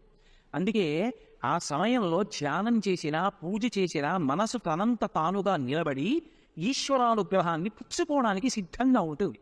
అంత పరమ పవిత్రమైన బ్రాహ్మీ ముహూర్తం తర్వాత ఆయన ఉదయిస్తాడు. ఆయన ఉదయిస్తున్నాడు, సూర్యబింబం వస్తోంది అనేటప్పటికే పరమాద్భుతాలు జరిగితే అసలు ఆ కిరణ ప్రసారం జరుగుతుంటే ఎందుకో తెలుసా? దాని చేత ఒక్క భూలోకమే తరిస్తోందని మీరు అనుకోకండి. వేదం ఆయన విషయంలో ఒక అద్భుతాన్ని చెప్పేది. ఆయన నుంచి అనంతమైనటువంటి కిరణములు భూమండలమంతా పడతాయి. ఇవి కాకుండా 7 సమూహములైనటువంటి కిరణములు పైకి లేస్తాయి. ఇలాగా ఆ పైకి లేచినటువంటి కిరణములు భువనాన్నంతటినీ కూడా ప్రకాశింపచేస్తాయి. ఎలా ప్రకాశింపచేస్తాయి అంటే అందులో ఒక వలయానికి అంటే ఒక ప్రత్యేకమైనటువంటి తెగకి సంబంధించిన కిరణములకు సుషుమ్నము అని పేరు. ఆ సుషుమ్నము అనేటటువంటి కిరణములు పడినటువంటి కారణము చేత జడములన్నీ కూడా చైతన్య దీప్తిని పొందుతాయి. నేనన్న మాట మీరు బాగా పట్టుకున్నారో లేదో. జడము అంటే ప్రాణము లేనిది కాదు, ప్రతిస్పందన లేనిది. అందుకే లోకంలో జడుడిగా ఉన్నాడనుకోండి, కొంతమంది చూడండి స్కూల్కి వెళ్ళి వస్తారు పిల్లలు, మరి ఏం చెప్పారా అని అడిగారు అనుకోండి, వాడు ఏం చెప్పడం, ఒక్క మాట చెప్పడం. వాడు అక్కడికి వెళ్ళి బుద్ధిగా కూర్చుంటాడు, ఏమీ లోపలికి వెళ్ళదు. ఏం చెప్పారా చెప్పడం, స్పందించాడు. ఒరే తెల్లవారుజామున లేవరా, తల్లి తండ్రి తల కొట్టుకున్నా లేవడం. ఒరే చదవరా, చదవడం. వ్రాయిరా, వ్రాయడం. దేనికి ప్రతిస్పందన ఉండదు. కొట్టండి, దెబ్బలు తింటాడు. తండ్రి నించుంటే ఓ కుర్చీ వేస్తాడు వచ్చి. తప్పించి అసలు ఏది చెప్పాడో దానికి ప్రతిస్పందించడు. ఆ జడత్వం ఉన్నదనుకోండి, తల్లిదండ్రులకి సమాజానికి కూడా వాడు ఉపయోగపడడం. ప్రతిస్పందించాలి. అది ఎక్కడి వరకు ఉండాలి అంటే తన ఒక్కడి కొరకు కాదు, సమాజం అంతటి కొరకు కూడా సృజనాత్మక శక్తితో ప్రతిస్పందించగలగాలి. అలా ప్రతిస్పందించగలగడం భగవతి యొక్క అనుగ్రహం. వాళ్ళు వైతాళికులవుతారు సమాజానికి. అందరూ ఊరుకుంటే గాంధీ గారు ఒక్కరే దేశ స్వాతంత్రం కోసం ఎందుకు నడుం బిగించాలి? అందుకు కొన్ని జాతి పిత అయ్యారు మహానుభావుడు. ఎవరిలోనో ఉంటుంది ఆ ప్రతిస్పందన శక్తి, వాళ్ళు స్పందిస్తారు. ఆ స్పందన రావాలి. అది ఇవ్వగలిగిన వాళ్ళని ముగ్గురిని చెప్తారు శాస్త్రంలో. మొట్టమొదటిది ఎవరు అంటే పరదేవత శారద, కామాక్షి అమ్మవారు. ఆవిడిస్తుంది. అందుకే జడానాం చైతన్యస్తబకమకరంద శృతి చెరి. ప్రతిస్పందన లేని వాడిలో ప్రతిస్పందన కల్పిస్తుంది. ఆవిడ అనుగ్రహం కలిగిందనుకోండి, నేను వెళ్ళాలి, నేను వినాలి, నేను చదవాలి, నేను సాధించాలి, నేను ఎందుకు చేయలేను? ఆ పట్టుదల వస్తుంది. తాను మంచి విషయాలు వెతుక్కుంటాడు, వింటాడు, అలా చేయడానికి ప్రయత్నిస్తాడు. ఊరికే వినేసి వెళ్ళిపోయాడు అనుకోండి, ఏది అనుష్ఠాన పర్యంతంలోకి రాలేదు. ఏమిటి ఉపయోగం? ఎంత విన్నారన్నది ప్రధానం కాదు, ఎంత చెప్పానన్నది ప్రధానం కాదు. నేను ఎన్ని రోజులు ఆదిత్య హృదయం చెప్పానన్నది ప్రయోజనం కాదు. మీరు ఎన్నాళ్ళు విన్నారన్నది ప్రయోజనం కాదు. నేను 5 రోజులు చెప్పినా 50 రోజులు చెప్పినా మీరు నేను పొద్దున్నే సూర్యుడికి నమస్కారం చేయగలిగితే మన అందరికీ ఆదిత్య హృదయం వంట పట్టినట్టు. అది కాని నాడు నేను 6 నెలలు చెప్పినా మీరు నమస్కరించినప్పుడు నేను నమస్కరించినప్పుడు అది చెప్పుకోవడం వ్యర్థం. అప్పుడు చెడు అయ్యాడు. ప్రతిస్పందన శక్తి లోకంలో జీవులకు ఎక్కడి నుంచి వస్తుంది అంటే ఆ సుషుమ్న అనబడేటటువంటి కిరణ సముదాయంలోంచి వస్తుంది. అది ఒకచోట కాదు, అన్ని లోకములలో ఉన్నటువంటి జీవులలో ప్రతిస్పందన శక్తిని పెంచగలిగినటువంటి చైతన్య రాశి నిబిడీకృతమైనటువంటి కిరణ సమూహము సూర్యుని నుంచి ఏది వెలువడుతుందో దానికి ఆ సుషుమ్న అని పేరు. ఆ సుషుమ్న కిరణముల యొక్క రాశి అని పిలుస్తారు. అలాగే రెండవ రాశి ఒకటి ఉంటుంది, దాన్ని హరికేశము అని పిలుస్తారు. హరికేశము అనబడేటటువంటి కిరణముల యొక్క సముదాయము ప్రత్యేకించి నక్షత్ర మండలాన్నంతటినీ ప్రకాశింపచేసి స్థిరమైనటువంటి పద్ధతిలో నిలబడి ఒరుసుకోకుండా కదలకుండా అవి అలా ప్రకాశించగలిగి కొన్ని కోట్ల రెట్లు భూమి కన్నా పెద్దవైనా ఆ వాటి యొక్క చలనము చేత ఎవరికీ ప్రమాదములు లేకుండా అలా నిలబడగలిగినటువంటి శక్తి ప్రచోదనం చేస్తుంది. అక్కడి నుంచి అందుకు ఆదిత్యుడు అన్నారు. ఇన్ని మంచి గుణాలు ఉన్నాయి కాబట్టి అతిథికి ఎంతమంది పిల్లలున్నా ఇన్ని ఆదిత్యుడు అన్నారు. తల్లికి ఎంతమంది పిల్లలు పుట్టినా ఎవరు లోకం కోసం పాటుపడ్డాడో వాడిని చూసినప్పుడు కదూ ఈ తల్లి కన్న బిడ్డవరా నాన్న అంటారు. దేవతలందరూ ఆవిడ కొడుకులే ఉండొచ్చు. ఈయనే స్వరపర భేదాలు లేకుండా సమస్త భువనములకు ఉపకారం చేసేవాడు, అందుకే ఆదిత్యుడు. ఆయనలో ఊరికే విదేశీ వెళ్ళిపోయారు అనుకోండి, ఏది అనుష్ఠాన పర్యంతంలోకి రాలేదు. ఏమిటి ఉపయోగం? ఎంత విన్నారన్నది ప్రధానం కాదు, ఎంత చెప్పానన్నది ప్రధానం కాదు. నేను ఎన్ని రోజులు ఆదిత్య హృదయం చెప్పానన్నది ప్రయోజనం కాదు. మీరు ఎన్నాళ్ళు విన్నారన్నది ప్రయోజనం కాదు. నేను 5 రోజులు చెప్పినా 50 రోజులు చెప్పినా మీరు నేను పొద్దున్నే సూర్యుడికి నమస్కారం చేయగలిగితే మనందరికీ ఆదిత్య హృదయం వంట పట్టినట్టు. అది కాని నాడు నేను 6 నెలలు చెప్పినా మీరు నమస్కరించినప్పుడు నేను నమస్కరించినప్పుడు అది చెప్పుకోవడం వ్యర్థం. అప్పుడు చెడు అయ్యాడు. ప్రతిస్పందన శక్తి లోకంలో జీవులకు ఎక్కడి నుంచి వస్తుంది అంటే ఆ సుషుమ్న అనబడేటటువంటి కిరణ సముదాయంలోంచి వస్తుంది. అది ఒకచోట కాదు, అన్ని లోకములలో ఉన్నటువంటి జీవులలో ప్రతిస్పందన శక్తిని పెంచగలిగినటువంటి చైతన్య రాశి నిబిడీకృతమైనటువంటి కిరణ సమూహము సూర్యుని నుంచి ఏది వెలువడుతుందో దానికి ఆ సుషుమ్న అని పేరు. ఆ సుషుమ్న కిరణముల యొక్క రాశి అని పిలుస్తారు. అలాగే రెండవ రాశి ఒకటి ఉంటుంది, దాన్ని హరికేశము అని పిలుస్తారు. హరికేశము అనబడేటటువంటి కిరణముల యొక్క సముదాయము ప్రత్యేకించి నక్షత్ర మండలాన్నంతటినీ ప్రకాశింపచేసి స్థిరమైనటువంటి పద్ధతిలో నిలబడి ఒరుసుకోకుండా కదలకుండా అవి అలా ప్రకాశించగలిగి కొన్ని కోట్ల రెట్లు భూమి కన్నా పెద్దవైనా ఆ వాటి యొక్క చలనము చేత ఎవరికీ ప్రమాదములు లేకుండా అలా నిలబడగలిగినటువంటి శక్తి ప్రచోదనం చేస్తుంది. అక్కడి నుంచి అందుకు ఆదిత్యుడు అన్నారు. ఇన్ని మంచి గుణాలు ఉన్నాయి కాబట్టి అతిథికి ఎంతమంది పిల్లలున్నా ఇన్ని ఆదిత్యుడు అన్నారు. తల్లికి ఎంతమంది పిల్లలు పుట్టినా ఎవరు లోకం కోసం పాటుపడ్డాడో వాడిని చూసినప్పుడు కదూ ఈ తల్లి కన్న బిడ్డవరా నాన్న అంటారు. దేవతలందరూ ఆవిడ కొడుకులే ఉండొచ్చు. ఈయనే స్వరపర భేదాలు లేకుండా సమస్త భువనములకు ఉపకారం చేసేవాడు, అందుకే ఆదిత్యుడు. ఆయనలో ఉన్న ఎవరు ఇలా ఉపకారం చేస్తున్నాడో అదిగో ఆ కాంతి మండలాన్ని పురుష రూపంగా లేదా స్త్రీ రూపంగా మీ ఇష్టం ఎలా అయినా సరే ఉపాసన చేయండి, అది హృదయం, ఆదిత్య హృదయం అన్నారు. ఏమి ఋషి సంబోధన, అసలు ఏమి ఋషివాక్యాలు. కాబట్టి హరికేశము అనబడేటటువంటి కిరణ సముదాయము ద్వారా నక్షత్ర మండలాన్నంతటినీ కూడా స్థిరమైనటువంటి కక్షలలో నిలబెట్టి పోషిస్తూ ఉంటాడు. అలాగే విశ్వకర్మ అనబడేటటువంటి పేరుతో కొంత కిరణ సముదాయం ఉంటుంది. ఈ కిరణ సముదాయాన్నంతటినీ కూడా ఆధారం చేసుకుని ఆయన బుధగ్రహాన్ని పోషిస్తూ ఉంటాడు. బుధగ్రహము యొక్క తేజస్సు, బుధగ్రహము యొక్క కదలిక, బుధగ్రహము యొక్క అనుగ్రహ శక్తి సూర్యుడి నుంచి వెళ్ళేటటువంటి విశ్వకర్మ అనేటటువంటి పేరు కలిగినటువంటి కిరణ సముదాయముల వలన పొందుతూ ఉంటుంది. దాని చేత ఉద్దీపింపబడుతోంది అని వేదం చెప్తోంది. అలా ప్రకాశింపజేస్తూ ఉంటాడు. అలాగే విశ్వవ్యచుడు అని విశ్వవ్యచ అని ఒక కిరణ సముదాయం అనకు పేరు. ఆ విశ్వవ్యచ అనబడేటటువంటి కిరణ సముదాయం ఏదుందో దాని చేత శుక్రగ్రహాన్ని ప్రకాశింపజేస్తాడు. శుక్రగ్రహం అపారమైనటువంటి శక్తి కలిగినటువంటి గ్రహం. జ్యోతిషరీత్యా కూడా చాలా గొప్ప గ్రహం. మామూలు పౌరాణిక భాషలో అయితే గురువు ఎంత గొప్పవాడో శుక్రుడు ఎంత గొప్పవాడు. అందుకే బలిచక్రవర్తిని అంత స్థానానికి తీసుకెళ్ళగలిగాడు. బృహస్పతి అంతటి వాడు తన కొడుకు కచుడు ఎవరి దగ్గర చదువుకోవాలి అంటే శుక్రాచార్యుల వారి దగ్గరికి పంపించాడు. దేవగురువు కొడుకు కదా, నేనెందుకు చెప్తానని చెప్పడం మానేలేదు. పక్షపాతం లేకుండా ఉన్న విద్యనంతటి చెప్పి మృత సంజీవని విద్యనిచ్చి పంపించాడు.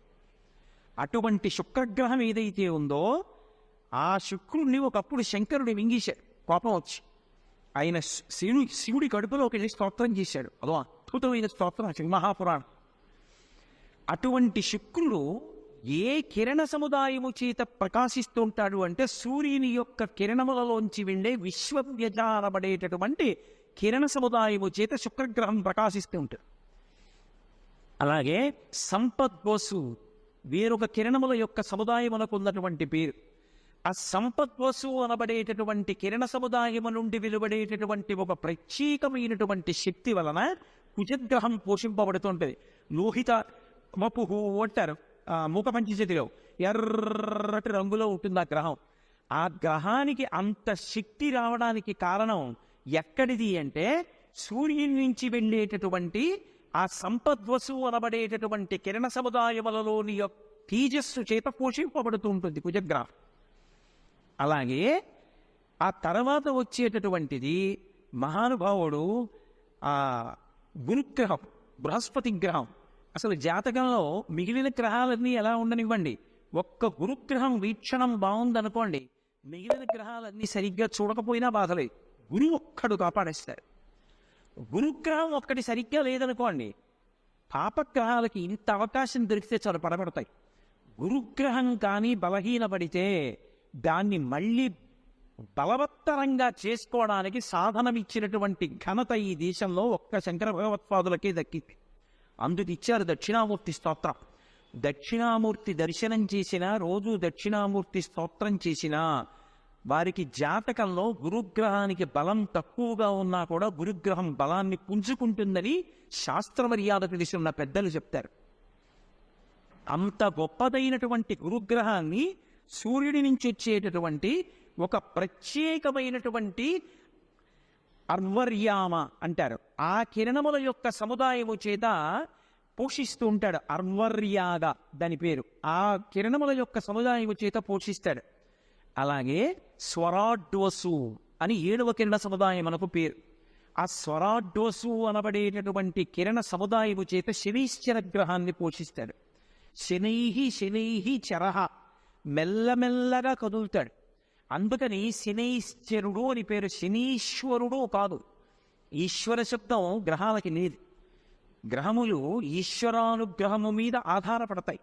ఈశ్వరుడు చెప్పాడు కాబట్టి కర్మ ఫలితాలు ఇస్తాయి. ఈశ్వరుడు వద్దన్నాడు అనుకోండి, అవి ఫలితాలు ఇవ్వకుండా ఆగుతాయి. తక్కువ స్థాయిలో ఫలితం అంటే తక్కువ ఇచ్చి వదిలేస్తాయి. పాము కరవవలసిన వాడిని భక్తితో ఉన్నవాడు చీమతో కనిపించి వదిలేస్తుంది.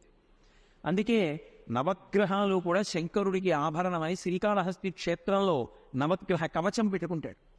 కాబట్టి ఈ 7 రకములైనటువంటి కిరణ సముదాయము చేత జడులైనటువంటి వారి ఎంతో మందబుద్ధి పోగొట్టి వాళ్ళందరూ చైతన్యం పొందేటట్టుగా చేస్తారు. ఇందులో మళ్ళీ ఒక విశేషం ఉంది, శిశిరస్ఫూర్తి అంటారు. అంటే ఈ చైతన్యం ఇచ్చేటప్పుడు కూడా ఎలాగంటే వాడు మనస్సుతో ప్రతిస్పందించడం కాదు, అసలు వాడి శరీరంలో ఉన్న ఏ అవయవం కదలడానికి ఇష్టపడదు. ఎప్పుడు పడుకోవడం, లేకపోతే పడుకోవడానికి నిద్ర పట్టాలి కాబట్టి తింటూ ఉండడం, తినాలంటే ఆకలి అయ్యాలి కాబట్టి పడుకోవడం, అంతే. అంతకన్నా ఇంక శరీరం కదలదు. ప్రయత్నపూర్వకంగా శరీరం ఒక ఉపకారం కోసం, ఒక అనుష్ఠానం కోసం, ఒకటి నేర్చుకోవడం కోసం, అది బడలిపోయినా సరే ఒక ప్రయోజనం కోసమని చెయ్యలేని వాడెవడున్నాడో వాడికి ఇక్కడ బుద్ధి స్థానం నుంచి అరికాలు వరకు చల్లతనం, ఆ మందబుద్ధి వ్యాపించింది అంటారు. అంటే ఇంకా వాడిది మొద్దుబారిపోయిన మందతనం. అందుకే మీరు చూడండి, కొయ్యబారిపోయిందండి, ఎంత చల్లగా ఉందో అంటారు. బాగా చల్లగా ఉన్నదాన్ని ముట్టుకున్నారనుకోండి, కొయ్యబారిపోయిందంటారు. చల్లగా ఉన్నదాన్ని మీరు పట్టుకెళ్ళి వస్తువు పెట్టారనుకోండి, ఆ చల్లతనం మెల్లిమెల్లిగా వ్యాపిస్తుంది. మొదట పాత్రలోకి ఎక్కుతుంది, లోపల ఉన్న మంచినీళ్ళు కూడా కలబడిపోతాయి. అలా వాడికి ఇక్కడ పుట్టిన మందబుద్ధి ఏం చేస్తుందంటే ఆ జడత్వం అసలు వాడి కాళ్ళు చేతులు కూడా కదలవు. కదలబట్టి కలపగలడు, కలపడు. అలా ఉంటాడు సోమరిత. దాన్ని విరగ్గొట్టగలిగిన కిరణ సముదాయం ఉన్నవాడు ఎవరంటే సూర్య భగవానుడు. అందుకే అసలు పిల్లలు ప్రయోజనాత్మకమైనటువంటి జీవితాన్ని గడపాలంటే, వంశానికి పేరు తెచ్చేవాళ్ళు కావాలి అంటే ప్రతి ఇంట తల్లిది ప్రధాన కర్తవ్యం. తండ్రికి అంత తీరుబడి ఉండొచ్చు, ఉండకపోవచ్చు, చెప్పచ్చు, చెప్పకపోవచ్చు, తండ్రి మాట వినొచ్చు, వినకపోవచ్చు, తల్లి మాట పిల్లలు కాదన్న. అమ్మ మాట పరబ్రహ్మము మాట వాళ్ళకి. నాన్న రోజు బొట్టు పెట్టుకోరా అని అమ్మ చెప్తే వాడు పెద్దయ్యాక కూడా పెట్టుకుంటాడు. నాన్న నువ్వు రోజు ఒక్కసారి మేడెక్కి సూర్యనారాయణమూర్తికి నమస్కారం చేసి వస్తే తప్ప నేను నీకు పాలు కాచి పట్టుకొచ్చి ఇవ్వను అందనుకోండి అమ్మ. వాడు అమ్మ కోసం మొదలెడతాడు నమస్కారం. ఆ తర్వాత వాడు దేశంలోనే పేరుగాంచినటువంటి మహావిద్వాంసుడో లోకోపకారం అయిన తర్వాత అమ్మ నేర్పిన విద్య అని ప్రతిరోజు సూర్యుడికి నమస్కారం చేస్తాడు. చాలు, ఆయన దిద్దుతాడు. ఇది ఇవాళ అత్యంత అవసరమైనటువంటి విషయం. దానికి ఏం పెద్ద కష్టపడక్కర్లేదు, మనం వెళ్ళక్కర్లేదు, ఆయనే ప్రతి ఇంటికి వస్తాడు. ఒక్కసారి ఆ తూర్పు దిక్కుకి తిరిగి అసలు ఆ సూర్యోదయం ఎంత చైతన్య దీప్తి అండి. లోకములోని ప్రాణులన్నీ ఉత్సాహాన్ని పొందేటటువంటి సమయం. తిక్కన గారు భారతంలో వర్ణిస్తారు. నీరజాకరములు నిష్టయి చేసిన భవ్యతపంబు ఫలమనంగా దినసము కాకినందిత చక్రయుగ్మకంబుల ఎదురాగంపు భ్రువనంగా హరిహర బ్రహ్మ మహానుభావంబులొక్కటింకాగరగిన గట్టియనగా అతుల వేదత్రయలతి కాచియము పెనుబొందం పుట్టెడు మూల కందమనగా అఖిల జగముల కందెర ఎగుచు జనసమాజ కరపుట హృదయ సరోజములకు ముకుళనంబును జృంభణంపును నచ్చి భానుబింబంబు పూర్వాద్రిపై వెలింగే అంటారు. ఆ పూర్వాద్రి మీద వెలుగుతాడు. ఆ తూర్పు కొండ మీద ఆయన వెలుగుతుంటేట ఎంత దీప్తి, ఎంత చైతన్యం అంటే, నీరజాకరములు నిష్ఠయై చేసిన భవ్యతపంబు ఫలమనంగా. నిష్ఠతో తపస్సు చేస్తున్నాడు అనుకోండి, ఇలా పెట్టి ఉంటాడు, ఇలా రెండు చేతులు ముడుచుకుని ఉంటాయి. భగవంతుడి దర్శనం అయిందనుకోండి, అబ్బా అని ఇలా అంటాడు. స్వామి, రెండు కన్నులతో నిన్ను చూశాను, ఇక నోటితో మాట్లాడదు. చూపుల శ్రీపతి రూపము నాపోవక త్రావి త్రావి హర్షోద్ధతయ్యి వాపుచ్చి మంద మధురాలాపంబల పగడనది లక్ష్మీనాగున్నంటారు పోతన గారు. అలా ఇలా రెండు చేతులు ఇలా పెట్టి ఆనందంతో మురిసిపోతూ ఉంటారు. అలా రాత్రంతా పద్మాలు ఇలా మొగ్గలై ఇలా పెట్టి, ఏ భగవన్ సూర్యనారాయణమూర్తి ఎప్పుడొస్తావు ఎప్పుడొస్తావు ఎప్పుడొస్తావు అని ఎదురు చూస్తాయిట. ఆ బాలభానుడి కిరణం సూర్యోదయం అవగానే వచ్చి ఇలా తగులుతుంది. తగలగానే ఇలా విచ్చుకుంటుంది, అబ్బా స్వామివారు వచ్చేసారు అమ్మయ్యా అని. అలా అవి రాత్రంతా చేసిన తపస్సుకి ఫలితంగా వాటిని అనుగ్రహించాడా అన్నట్టుగా వచ్చేట. నీరజాకరములు నిష్టయై చేసిన భవ్యతపంబు ఫలమనంగా దినసము కాకినందిత చక్రయుగ్మకంబుల ఎనురాగంపు బ్రోవనంగా. చక్రవాక పక్షులకి భార్యాభర్తలకి ఒడ్డురుల మీద విశేషమైన ప్రీతి. కానీ వాటికి ఉన్నటువంటి బలహీనత ఏమిటి అంటే, చీకటి పడితే వాటికి కళ్ళు కనపడం. అందుకని చీకటి పడగానే అవి ఆడపక్షి భర్తని కనిపెట్టలేదు, మగపక్షి భార్యని కనిపెట్టలేదు, కళ్ళు లేవు కదా. ఎగిరి పెడితే ఎక్కడ ఏ ఊళ్ళల్లోనూ ఇరుక్కుంటా అని భయం. అందుకని ఓ చెట్టు మీద కూర్చుని భార్య అరుస్తూ ఉంటుంది, ఓ చెట్టు మీద కూర్చుని భర్త అరుస్తూ ఉంటాడు. కానీ ఇక్కడ ఎక్కడో ఉన్నాడు అని వినిపించినా ఇది ఎగిరి వెళ్ళలేదు, అది ఎగిరి రాలేదు. అందుకని రాత్రల్లా ఏడుస్తూనే ఉంటాయి. అలా వాటి ఏడుపు విని విని విని విని విని విని ఆ భార్యాభర్తలు కలుసుకుని సంతోషిస్తారు. నువ్వేమిటి అతల బాగుని చీకట్టి తోచి అతల బారేసి ఉదయించి చక్రవాక పట్టులు కలుసుకునేటట్టు చేశాడా, వాటి అనురాగం పండేటట్టు చేశాడా అన్నట్టుగా ఉదయించేట. ఆ వెలుతురు రాగానే ఈ పిట్ట అక్కడికి ఎడుతుంది, ఆ పిట్ట ఇక్కడికి వస్తే రెండూ కలిసి చెట్టు మీద కూర్చొని ముక్కుతో ఓదాన్ని ఒకటి పొడుచుకుంటూ పరమ సంతోషంతో కోకోలాడుతూ కలుసుకుంటాయి చక్రవాక పక్షులు. రాత్రుల్లా విరహం అనుభవించి పరమ ప్రేమతో కలుసుకోవాలని పరితపించినటువంటి చక్రవాక పక్షుల యొక్క శోకాన్ని చూసి బాధ చెంది, నేను మిమ్మల్ని అనుగ్రహిస్తానని తెల్లవారేటప్పటికి చీకటిని పోగొట్టి ఉదయించి తన వెలుగు యొక్క స్ఫూర్తి చేత ఆ రెండు పక్షులు ఒకదాన్నొకటి చూసి కలుసుకొని సంతోషించేటట్టుగా వాటి అనురాగపు ఫలితమా అన్నట్టుగా ఉదయించినటువంటి ఆ బింబం ఎంత సంతోషం. కాబట్టి దినసముఖాకినందిత చక్రయుగ్మకంబుల ఎనురాగంపు బ్రోవనంగా హరి హర బ్రహ్మ మహానుభావంబులొక్కటింకాగ జరిగిన గట్టి అనగా. ఏదో నేను ఇక్కడి నుంచి ఒక రకమైన బంక, అక్కడి నుంచి ఓ రకమైన బంక, ఇక్కడి నుంచి ఓ రకమైన బంక తీసుకొచ్చి 3 రకాలైన బంక ఓ దాంట్లో పోసేసి చల్లటి చోట పెట్టాను అనుకోండి, 3 కలిపి మొత్తం అయిపోయి ఒకటే అయిపోయి అనుకోండి. ఇప్పుడు ఇందులో ఏ బంక ఉంది తెలియదు, 3 కలిపి గంట కట్టేసాయి. అలా బ్రహ్మగారి సృష్టి శక్తి, విష్ణువు యొక్క స్థితి శక్తి, శంకరుడి ప్రళయ శక్తి, 3 శక్తులు కలిపి ముద్ద కట్టేస్తే ఆ ముద్ద సూర్యభగవాను. హరిహర బ్రహ్మ మహానుభావంబులొక్కటింగాగరగిన గట్టి అనగా అతుల వేదత్రయ లతికాచయము పెనుబొందం పుట్టెడు మూల కందమనగా. చూడండి, ఇళ్లలో మనీ ప్లాంట్ అని చిన్న కుండీల్లో పెట్టుకుంటూ ఉంటారు. ఎక్కడో లోపల దుంప ఉంటుంది, దానికి పక్క నుంచి ఇలా ఓ తీగ వస్తుంది, ఇలా ఓ తీగ వస్తుంది, ఇలా ఓ తీగ వస్తుంది. ఒక దుంపలోంచి 3 తీగ వస్తాయి. 3 వేదములు ఎవరి నుంచి వచ్చాయంటే పరబ్రహ్మము నుండి వచ్చాయి. ఆ 3 వేదములు అంటే అథర్వణ వేదాన్ని 3 వేదాల్లోకే చెప్పేస్తారు సుప్తం రీత్యా. అయినప్పుడు ఈ 3 వేదాలు ఎక్కడి నుంచి వచ్చాయంటే, అదిగో ఏ దుంపలోంచి 3 తీగలు వచ్చాయో, అలా ఏ పరబ్రహ్మం నుంచి 3 వేదాలు వచ్చాయో ఆ దుంప అదిగో అక్కడుంది. అది ఆ 3 వేదాలు పుట్టిన దుంప సూర్యబింబం. లోకంలో సాధారణంగా దుంప ఎక్కడ ఉంటుందంటే కింద ఉంటుంది, తీగలు కనపడతాయి. ఆ దుంప చూడాలనున్నా పీకితే తీగలు పాడైపోతాయి. కానీ ఈ దుంప మనం చూడాలని కోరుకోవలసిన అవసరం లేకుండా తానే పైకొచ్చి కనపడి తీగల్ని కూడా కాపాడు. ఎంత గొప్ప దుంప ఇది! కాబట్టి అతుల వేదత్రయలతికాచయము పొనిపొండన్ పుట్టెడు మూల కందమనగా అఖిల జగముల కందెరయగుచు. లోకంలో ఉన్న సమస్త ప్రాణుల యొక్క కన్నులు ఇలా తెరుచుకునేటట్టు చేస్తాడు. తెల్లవారిందనేటప్పటికీ అన్ని ప్రాణులు కళ్ళు తెరుచుకుంటాయి. మామూలుగా ఎవరైనా ఒకళ్ళొకళ్ళు లేపాలి. ఏదో రాత్రి 12:30 అయ్యింది అనుకోండి, 11:30 అయింది, ఇంకా బయలుదేరని లేపాలి, అయితే అలారం పెట్టుకోవాలి. సూర్యబింబం వచ్చిందంటే ఇంకా నిద్రపోయాడంటే నేను వాడి గురించి చెప్పక్కర్లేదు. కాబట్టి అఖిల జగముల కందెరయగుచు జన సమాజ కర పుట హృదయ సరోజములకు ముకుళనంబును జంభనంబును నచ్చి. సూర్యబింబం వచ్చేటప్పటికి కలువలు ముడుచుకుంటాయి. అందుకని లోపల యొక్క చేతులు అనేటటువంటి కలవ పువ్వులు ముడుచుకున్నాయి. అంటే ఇలా ఉన్నవి ఆయన్ని చూసేటప్పటికి ఇలా అంటాం. అంటే ఇప్పుడు చేతులు ముడుచుకున్నాయి కదా, కలవ పువ్వులయ్యి. హృదయములు అనేటటువంటి పద్మములు విచ్చుకున్నాయి. అందరికీ చైతన్యం, అబ్బా తెల్లవారిపోయింది, పదండి మన పనులు చేసుకుందామని సంతోషంగా జుంబనంబును నచ్చి భానుబింబంపు పూర్వాద్రిపై వెలింగి. ఇది మామూలుగా కాదు. సూర్యోదయం అవుతోంది అంటే ముందే తెలుసుకుంటాయి కొన్ని ప్రాణులు. కోడి సూర్యోదయం అవుతోందంటే ఎంత సంతోషమో దానికి.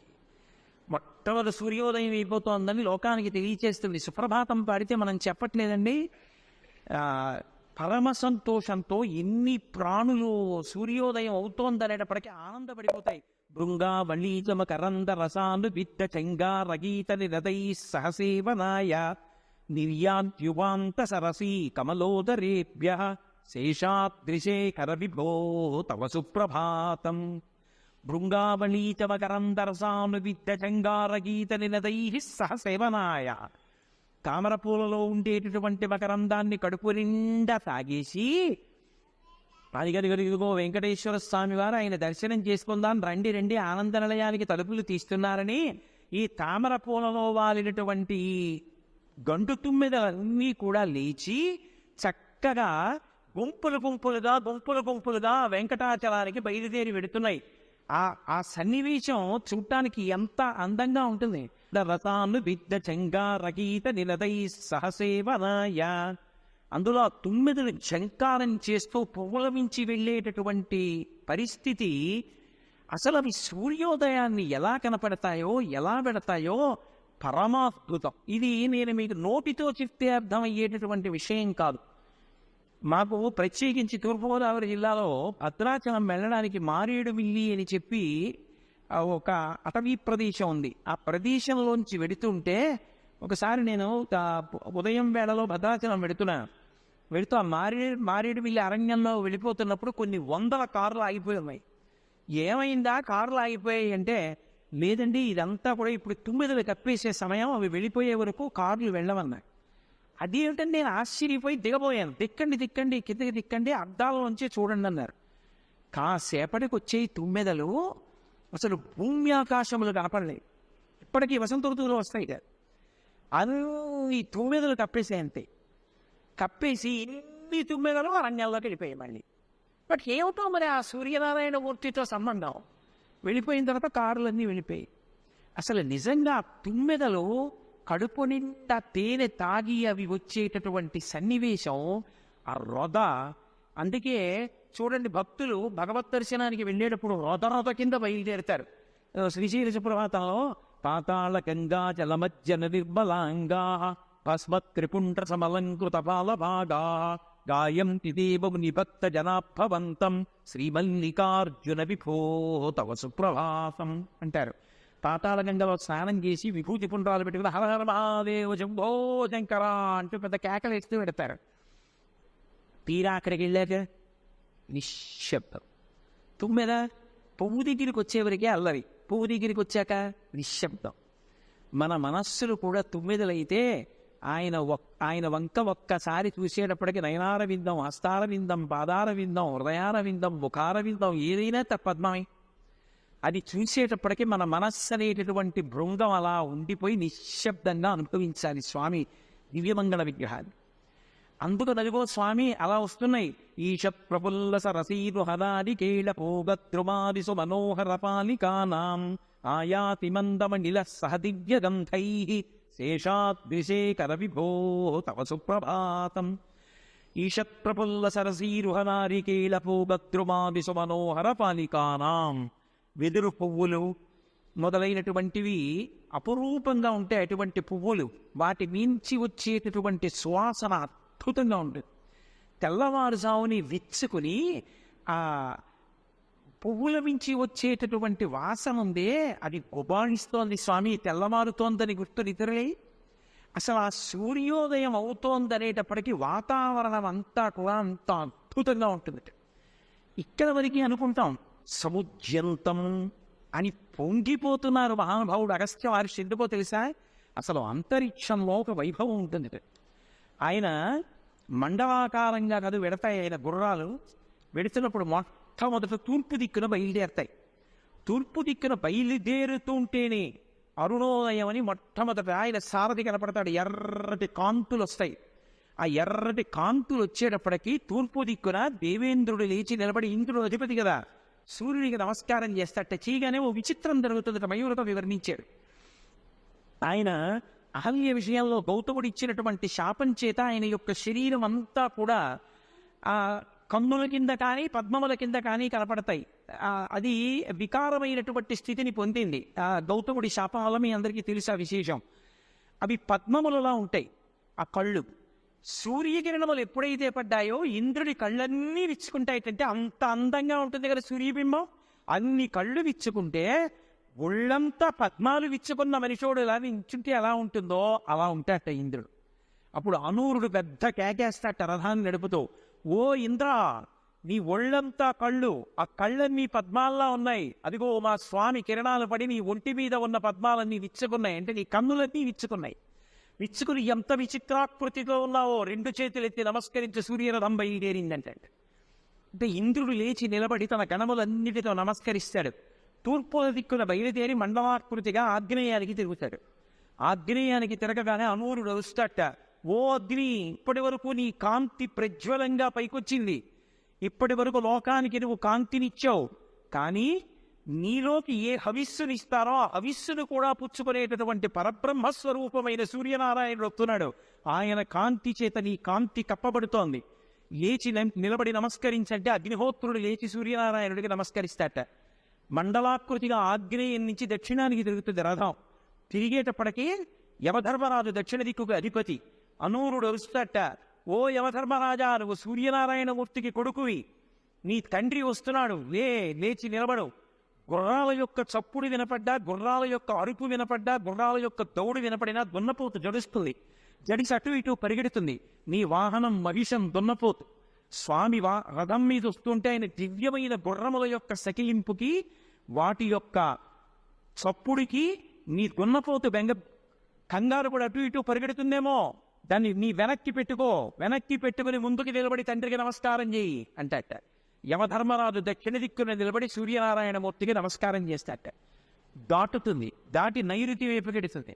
వెళ్ళేటప్పటికి నిరుతి రాక్షసాధిపతి. నువ్వు ఎంత రాక్షసాధిపతివైనా ఇన్నాళ్ళు భగవంతుని అనుగ్రహం లేక రాక్షస బుద్ధితో గణములను నడిపావు. ఇప్పుడు సాక్షాత్ స్వామి దృష్టి నీ మీద పడుతోంది, నైరుతి వైపుకు వస్తున్నాడు. నువ్వు ధన్యుడవైపోయావు నైరుతి, లేచి నిలబడి నమస్కరించంటే అంటే అప్పుడు నిరుతి లేచి నమస్కారం చేస్తాట. అట్నుంచి పశ్చిమానికి తిరుగుతుంది. తిరిగేటప్పటికి పశ్చిమాన జలములకు అధిదేవత వరుణుడు. ఆ అనూరుడు అరుస్తాట, ఓ వరుణుడా, నువ్వు లేచి నిలబడి నమస్కారం చేయడం కాదు, స్వామివారి యొక్క గుర్రములు ఆధారములైనటువంటి ఆకాశ మార్గంలో ఒక్క క్షణం ఆలస్యం లేకుండా పరిగెడుతున్నాయి. స్వామికి ఉపకారం చేయడం ఎటువంటిదో, స్వామి రథానికి కట్టబడిన గుర్రాలకి ఉపకారం చేయడం కూడా అటువంటిదే. గుర్రాలకి చేసే మహోపకారం ఏమిటంటే, వేడెక్కిపోయిన శరీరం మీద చల్లటి నీళ్లు చల్లితే గుర్రాలు సంతోషిస్తాయి. అందుకని ఓ వరుణుడా, నువ్వు జలాధిదేవతవి, చల్లటి నీళ్లు ఇదిగో గుర్రముల మీద చిలకరించు అంటట. అనగానే పశ్చిమ దిక్కున వరుణుడు లేచి ఆయన గుర్రాల మీద నీళ్లు పోస్తాట. ఆ తడిసిపోయిన ఒంటితోటి గుర్రాలు ఇలా ఇలా విదిలిస్తే నీళ్లు లేచి దిక్పాలకుల మీద పడుతుంటాయిట. ఆ గుర్రాలు మండలాకారంగా వెళ్ళిపోతుంటే వరుణుడు లేచి నమస్కరిస్తాట. ఇలా వెళ్ళేటప్పటికి వాయువు వస్తాడు వాయువ్యంలో. ఓ వాయువా, ఇప్పుడే పశ్చిమ దిక్కుకి అధిపతి అయినటువంటి వరుణుడు స్వామి యొక్క గుర్రాల్ని తడిపాడు. ఇప్పుడు గాలి కూడా వేస్తే ఒళ్ళు చల్లగా వాటికి సేద తీరుతుంది. ఆయన గుర్రాల మించి చల్ల గాలి ప్రసరించి వాటి ఒళ్ళు చల్లబడితే సంతోషిస్తే స్వామి సంతోషిస్తారు. అంటే గాలి స్వామి గుర్రాల మీదకెళ్ళి అవి సేద తీరేటట్టుగా ఆనందపడేటట్టుగా చేస్తుందట. నా గుర్రాల్ని సంతోషపెట్టాడని పరమప్రసన్నంగా వాయువు వంక చూస్తుంటే వాయువు 2 చేతులు ఎత్తి నమస్కరిస్తుండగా ఉత్తర దిక్కు పెడుతుంది గుర్రం. ఉత్తర దిక్కున కుబేరుడు ఉంటాడు. అనూరుడు అరుస్తాట, నీకు శంఖనిధి పద్మనిధి అని 2 గొప్ప నిధులున్నాయి. అందులో ఆ శంఖమన్న పేరు పద్మమన్న పేరు 2 మా స్వామి చేతిలో ఉండేటటువంటి ఆయుధ రూపాలు. నీకింత గొప్ప ధనాధినాథుడు అన్న పేరు వచ్చిందంటే మా స్వామి అనుగ్రహం. శంఖనిధి పద్మనిధికి అధిపతి అయిన వాడా, లేచి నిలబడి నమస్కరించంటాట. అంటే కుబేరుడు లేచి నమస్కరిస్తాడు. అక్కడి నుంచి రథం ఈశాన్య దిక్కుకు తిరుగుతుంది. ఓ ఈశాన్య దిక్కుకు అధిపతి అయిన శివ, నువ్వు నమస్కరించమని అడగం. ఎందుకంటే నువ్వు ఎలా అష్టమూర్తి తత్వంతో ఉంటావో అలా ఈ సూర్యుడు అష్టమూర్తి తత్వంతో ఉంటాడు. మీరిద్దరూ నమస్కారం చేసుకుంటే అద్దం ముందు నిలబడి నేను నాకు నమస్కారం చేసుకున్నట్టు ఉంటుంది బింబ ప్రతిబింబంలో. కాబట్టి ఆశ్చర్యమైన విషయం, ఏ ఇద్దరూ అష్టమూర్తి తత్వాన్ని పొంది ఉన్నారో వాళ్ళిద్దరూ ఒండరులు ఒకరికొకరు కనపడుతున్నారని అనూరుడు లేచి ఇటు అటు నమస్కారం చేస్తాడు. శివుడికి సూర్యుడికి రథం తిరుగుతుందట మండలాకారం. ఆ సూర్యోదయం అవుతుంటే అంతరిక్షంలో అంత హడావిడి జరుగుతుంది.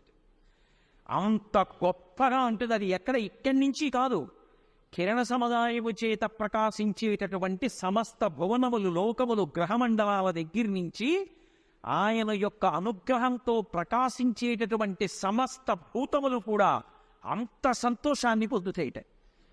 అక్కడతో ఊరుకోలేదు. బ్రహ్మ విష్ణువు శివుడు ముగ్గురు లేచి భయంతో నమస్కారం చేస్తారు. సమస్త భూతములు సంతోషంతో చేస్తే ఒక్క బ్రహ్మ విష్ణు మహేశ్వరుడు మాత్రం భయంతో చేస్తారట నమస్కారం సూర్యుడికి. ఎందుకో తెలుసా? బ్రహ్మగారంటాట, నేను పద్మసంభవుణ్ణి, శ్రీ మహావిష్ణువు యొక్క నాభికమలంలోంచి పుట్టాను. నువ్వు కానీ పక్కకి వెళ్ళిపోయావనుకో పద్మాలు ముడిచిపోతాయి. నువ్వు పక్కకి వెళ్ళిపోకు, అటు తిరిగినా ఒక కిరణం మాత్రం ఇటువైపుకు పెట్టు, అదే నాకు ఆసనం లేకుండా పోతుంది ముడిచిపోతే. అందుకని సూర్యనారాయణ నా వైపు చూడడం మాత్రం మానకుసుమా, అటు తిరిగినా ఇటు కిరణం పడేటట్టు చెయ్యి అని తన వైపు చూడడేమో అని బెగ్గబెట్టుకుని భయపడుతూ నమస్కారం చేస్తాడు. ఇక శ్రీ మహావిష్ణువు నల్ల కలువల యొక్క కాంతిని అపహరించగలిగినంత గొప్ప కాంతి కలిగి వచ్చిందనుకోండి, ఆ కాంతిలో ఈ కాంతి ఇంకొండదు కాదు. నల్ల కలువ చాలా అందంగా ఉంటుంది. మీరు ఎప్పుడైనా చూశారో లేదో నాకు తెలియదు. అసలు నల్ల కలువ నీటిలో కనపడితే ఎంత అందంగా ఉంటుందో, దాని ఆ గొట్టం తుంచి చేత్తో పట్టుకుంటే పైకి నల్లగా ఉండి దాని లోపల తెల్లగా ఉంటుంది, ఉండి నీటి బిందువులు ఉంటాయి. మీరు ఎప్పుడైనా దాంట్లో ఇలా తల పెడితే ముఖం పెడితే చల్లగా తగులుతుంది. శంకర భగవత్పాదులు విచ్చినిచ్చుకొని నల్ల కలువతో పోలుస్తారు అమ్మవారి యొక్క కళ్ళని. దృశాద్రాఘీయస్యాదరదలిత నీలోత్పల రుచా దవీయాంసం దీనం స్నపయ కృపయా మమపి శివే అనేనాయం ధన్యో భవతి నచతే హానిరియత వనేవా హర్మ్యేవా సమకర నిపాతో హిమకర అంటారు. అమ్మవారి కళ్ళు ఇలా ఇచ్చుకున్నాయనుకోండి, ఎదురుగుండా నిలబడలేవు. ఇలా మూస్తుంది అనుకోండి, ఉన్మేషణ విషోత్పన్న విపన్న భువనావళి లోకాలుండవు. కాబట్టి ఆవిడ పరమ ప్రసన్నంగా ఇలా ఉందనుకోండి, బాగా విచ్చుకోకుండా బాగా మొయ్యకుండా మనందరం సంతోషంగా నిలబడతాం. అందులో విచ్చుకొని నల్లకలివి ఎలా ఉందో నీ కన్ను అలా ఉందన్నారు శంకరాచార్య. కాబట్టి ఆ నల్లకలువల కాంతితో ఉంటాడు శ్రీ మహావిష్ణువు. ఆయన శరీరం అంతా కాంతివంతంగా ఉంటుంది. జలధర రేగునాజాను చతుర్బాహుతర సీరుహక్షు విశాలవక్షు జారుగదా శంఖచక్ర పద్మ విలాసు కంఠ కౌస్తుభమణి కాంతిభాను కమనీయ కటిసూత్ర కంకణ కేయూర శ్రీవత్సలంచనంచిత విహాను మరుకుండల ప్రభాయుత కుంతల లలాటు వైఢూర్య మణిగణ వరకిరీటు బాలు పూర్ణేందు రుచిజాలు భక్త లోకపాలు సుగుణాల బాలు కృపావిశాలు చూచి తిలకించి పులకించి చూజ్యమంది ఉబ్బి చెలరేగి వసుదేవుడు ఉత్సహించే అంటారు భాగవతంలో. అంత అందమైనటువంటి కాంతితో ఉంటాడు. ఇంత కాంతి కలిగిన వాడికి అనుమానం వస్తుంది, అమ్మ బాబోయ్ సూర్యనారాయణమూర్తి వస్తున్నాడు కదా, ఆయన తేజస్ అంతా నా మీద పెడితే నా కాంతి వెలవెలపోతుంది. అప్పుడు ఏమిటి అంత అందంగా ఉంటారన్నారు కానీ ఏమిటి ఈయన కాంతి వెలవెలపోయేంత కాంతి సూర్యనారాయణమూర్తి వస్తోందని నా వైపు చూసిన వాళ్ళు ఇంతకన్నా అదే బాగుందని అటు తిరిగిపోతారేమోనని ఎక్కువ కాంతితో నా కాంతిని హరించి కుసుమా సూర్యనారాయణ అని ఈయన ఆయనకి నమస్కారం చేస్తారట భయంతో. బ్రహ్మగారికి ఆసనం ముడుచుకుపోతుందని భయం, విష్ణువుకి తన ఒంటి కాంతి దొంగిలిస్తాడేమోనని భయం. ఇక శివుడు ఆయనకి కూడా ఈయన్ని చూస్తే ఒక భయం అంట. ఏమిటి ఆయనకి భయం అంటే పరమశివుడు లోకములన్నిటినీ కూడా కాపాడుతూ ఉంటాడు, జ్ఞానకారకుడై ఉంటాడు. అంత జ్ఞానకారకుడైనటువంటి శంకరుడికి ఎవ్వరి చేత ఓడింపబడినటువంటి లక్షణం ఉన్నవాడు అనేటటువంటి గొప్ప కీర్తి ఉంది. ఇంత గొప్ప కీర్తి ఉన్నప్పటికీ కూడా, ఇంత తెల్లటి శరీరం ఉన్నవాడైనప్పటికీ కూడా సూర్యనారాయణమూర్తి యొక్క కిరణములు వచ్చి ఆయన మీద పడ్డాయనుకోండి, ఆయన కాంతి పడిపోయిందనుకోండి, ఇంత తెల్లటి వస్తువు ఆ కాంతిలో మునిగిపోతుంది. మునిగిపోతే అసలు ఆ వస్తువు ఉందా లేదా అన్నది అర్థం కాదు. ఎందుకంటే ఆయన స్ఫటిక మణినిభం, అసలే తెల్లది, పెద్ద కాంతిలో ఉందనుకోండి కనపడదు. సెల్ ఫోన్కి తెల్లటి కవర్ ఇచ్చారనుకోండి, నల్లటి దాని మీద పెట్టాలి కనపడుతుంది. అంతేగాని మీరు ఎక్కడో ఏదో గదిలో పని చేసుకుంటే దాన్ని పట్టుకెళ్ళి తెల్లటి పంచల షాప్ మీద ఎట్టారనుకోండి, మీకు అది కనపడాలి. ఎందుకని? అసలే దానికి తెల్ల కవర్ వేశారు సెల్ ఫోన్కి, పైగా పట్టుకెళ్ళి తెల్లటి పంచల షాప్ మీద ఎట్టారు, ఎందుకు కనపడుతుంది? అదే నల్ల బట్ట మీద పెట్టారనుకోండి, ఏది ఫోను అనేటప్పుడు కనపడుతుంది. తెల్లటి శంకరుడు తెల్లటి కాంతిలో మునిగిపోయాడు అనుకోండి, అసలు శంకరుడేడి, అందుకని కనపడ్డావు. అందుకని నీ కాంతి ప్రవాహంలో మూల్చేసి నేను ఉన్నానో లేనో అన్న అనుమానం లోకాలకి కల్పించకు సూర్యనారాయణమూర్తి. కొద్ది కొద్దిగా ముంచకుండా కాంతి ప్రసరించమని భయంతో నమస్కారం చేస్తాట. త్రిమూర్తుల్ని భయపెట్టగలిగినంత కాంతి పుంజంతో ప్రకాశించి బయలుదేరతాడు సముద్యంతం. అది అగస్త్యుడి సంతోషం. అబ్బా ఏమి సూర్యోదయం కాదు. లోకంలో ఎక్కడైనా ఒకటి చూసామనుకోండి, మనందరం ఆయన్నే చూసామంటాం. వెంకటేశ్వర స్వామి వారి దర్శనం చేసామనుకోండి, అయిపోయిందా దర్శనం అంటే అయిపోయింది. నేను వెళ్ళాను, మీరు వెళ్ళారు, చూసామా అలంకారం, చూశాను. కానీ సూర్యుడు ఎవరికి వాళ్ళకే వాళ్ళవాడు. అందుకే భీష్మాచార్యుల వారు స్తోత్రం చేశారు. స్తోత్రం చేస్తూ ఒక అద్భుతమైనటువంటి మాట అన్నారు. ఒక సూర్యుడు సమస్త జీవులకు తానొక్కొక్కడై తోచుపోలిక ఏ దేవుడు సర్వకాలము మహాలీలం నిజోత్పన్న జన్య కదంబ హృత్సరోరుహములను నానావిధాను రూపకుడై ఒప్పుచునుండు రట్టి హరినే ప్రార్థింతు నశ్రాంతమున్నదాడు. ఒక సూర్యుడి సమస్త జీవులకు నానా విధానో రూపకుడై ఒప్పుచునుండు నట్టి భంగి. ఉన్నదొక్క సూర్యబింబమే. నేను చూశాననుకోండి, అబ్బా సూర్యనారాయణమూర్తి మా ఇంటికి వచ్చారు. అసలు లోకంలో ఒక విశేషం, మహాత్ములు కొంతమంది బాగా సంతోషం పొందడానికి ఏం చేస్తారో తెలుసా? భగవంతుడు తినాలి అని కోరిక పుట్టింది అనుకోండి, తేలికగా అటువంటి కోరిక తీర్చుకోవడానికి మార్గం నైవేద్యం సూర్యనారాయణమూర్తికి చెయ్యడమే. నేను కొంతమంది పెద్దల దగ్గర చూశాను కూడా ఈ విధానం.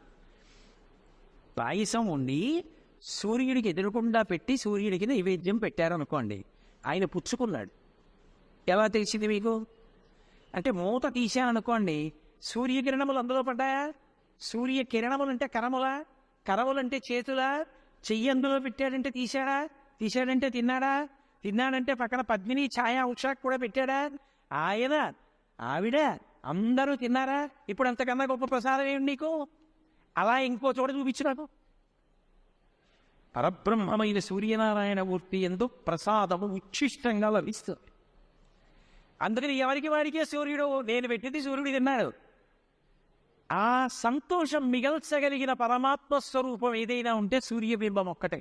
అందుకే ఒక సూర్యుడు సమస్త జీవులకు తానొక్కొక్కడైతోచు పోలిక ఏ దేవుడు సర్వకాలము మహాలీలం నిజోత్పన్య జన్య కదంబ హృత్సరోరుహములను నానా విధానో రూపకుడై ఒప్పుచునుండునట్టి హరిని ప్రార్థింతు అశ్రాంతము.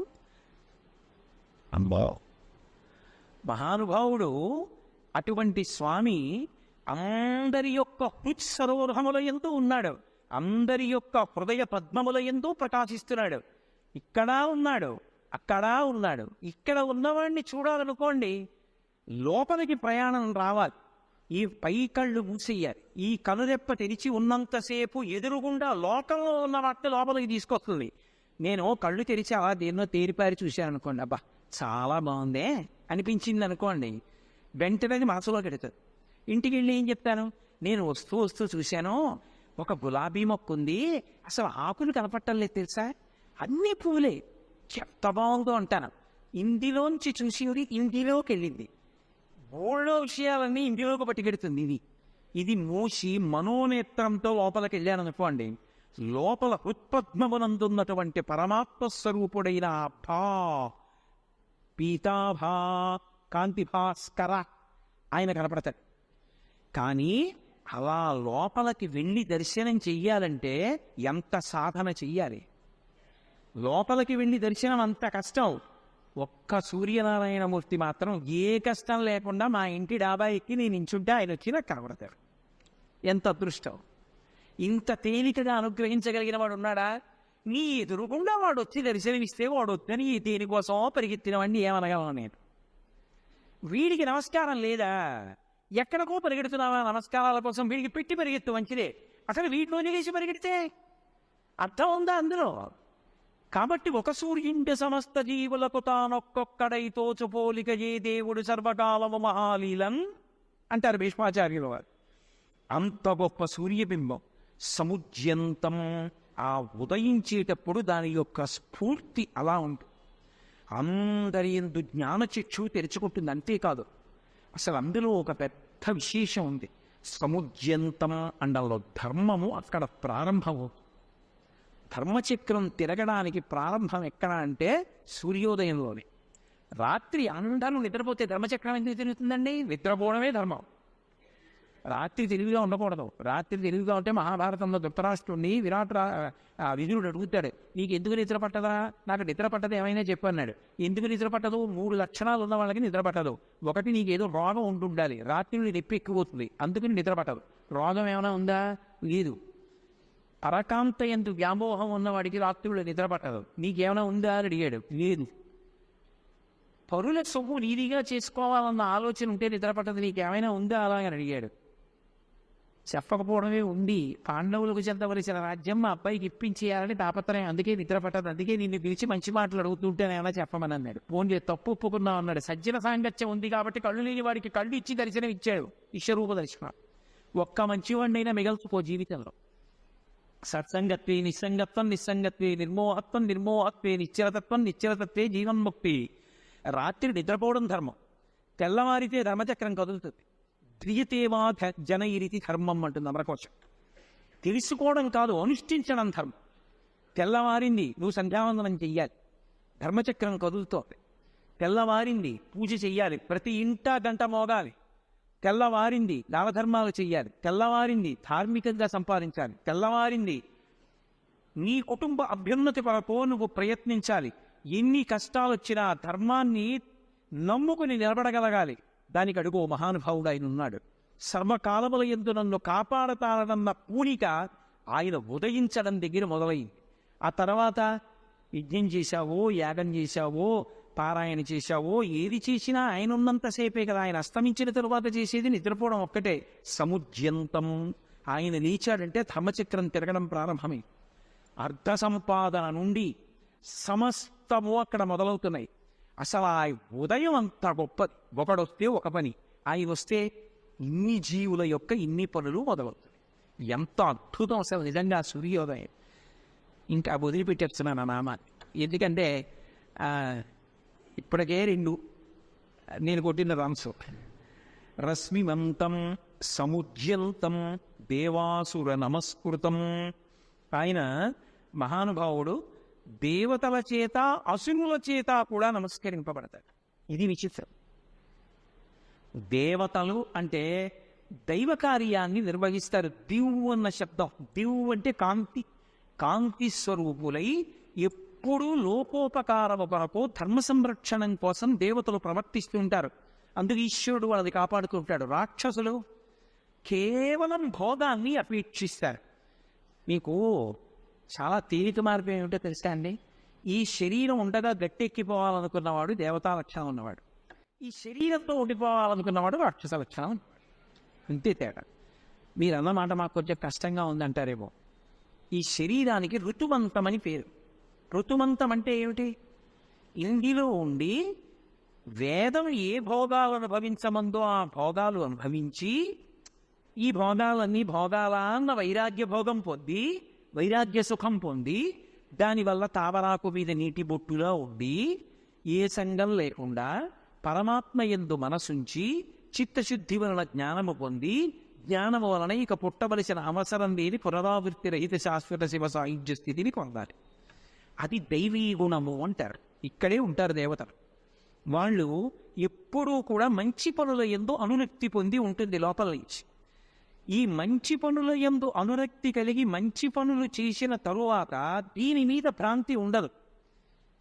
నేను మీతో చెప్పిన మీరు బాగా పట్టుకున్నారో లేదో, అందుకు ఆశ్రమం మారుస్తారు.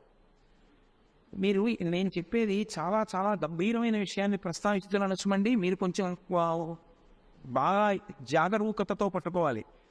ఆశ్రమము కట్టు మీద కట్టు తప్ప కట్టు విప్పిన కట్టు కాదు. ఆశ్రమం మార్చుకోవడం కట్టు మీద కట్టు. మీరు ఒకప్పుడు బ్రహ్మచారిని. బ్రహ్మచారి అన్న మాటకు అర్థం ఏమిటంటే గురువుగారి దగ్గర కూర్చుని విద్యాభ్యాసం చేయడం. ఆ తర్వాత ఒక వయసు వచ్చిన తరువాత శరీరమునందు కామము పొటమరిస్తుంది కాబట్టి, అది మనసు యొక్క లక్షణం కాబట్టి దాన్ని ధర్మంతో ముడివేసేయాలి. అందుకని ధర్మపత్నితో కలుపుతారు. కలిపినప్పుడు ఏం చేస్తారంటే కట్టు మీద కట్టు వేస్తే కట్టు జారుతుంది, కట్టు విప్పరు. ఇక అర్థం అవ్వాలంటే, నేను నా కొడుకు కలిసి పొలానికి వెళ్ళాం. నేనేదో సాయంకాలం ఇంకా పొలంలోంచి వచ్చేసే ముందు కొంత పచ్చగడ్డి కోసి పట్టుకొచ్చి ఒరే ఆవుకు పట్టుకెళ్ళాలి గట్టిగా కట్టు అన్నారు. నేను ఆనపకాయ కోసుకురావడానికి వెళ్ళాను. పొలంలో పాదు ఉండదా? పాదుకు ఆనపకాయ ఉండదా? ఆనపకాయ కోసం వెళ్ళాను.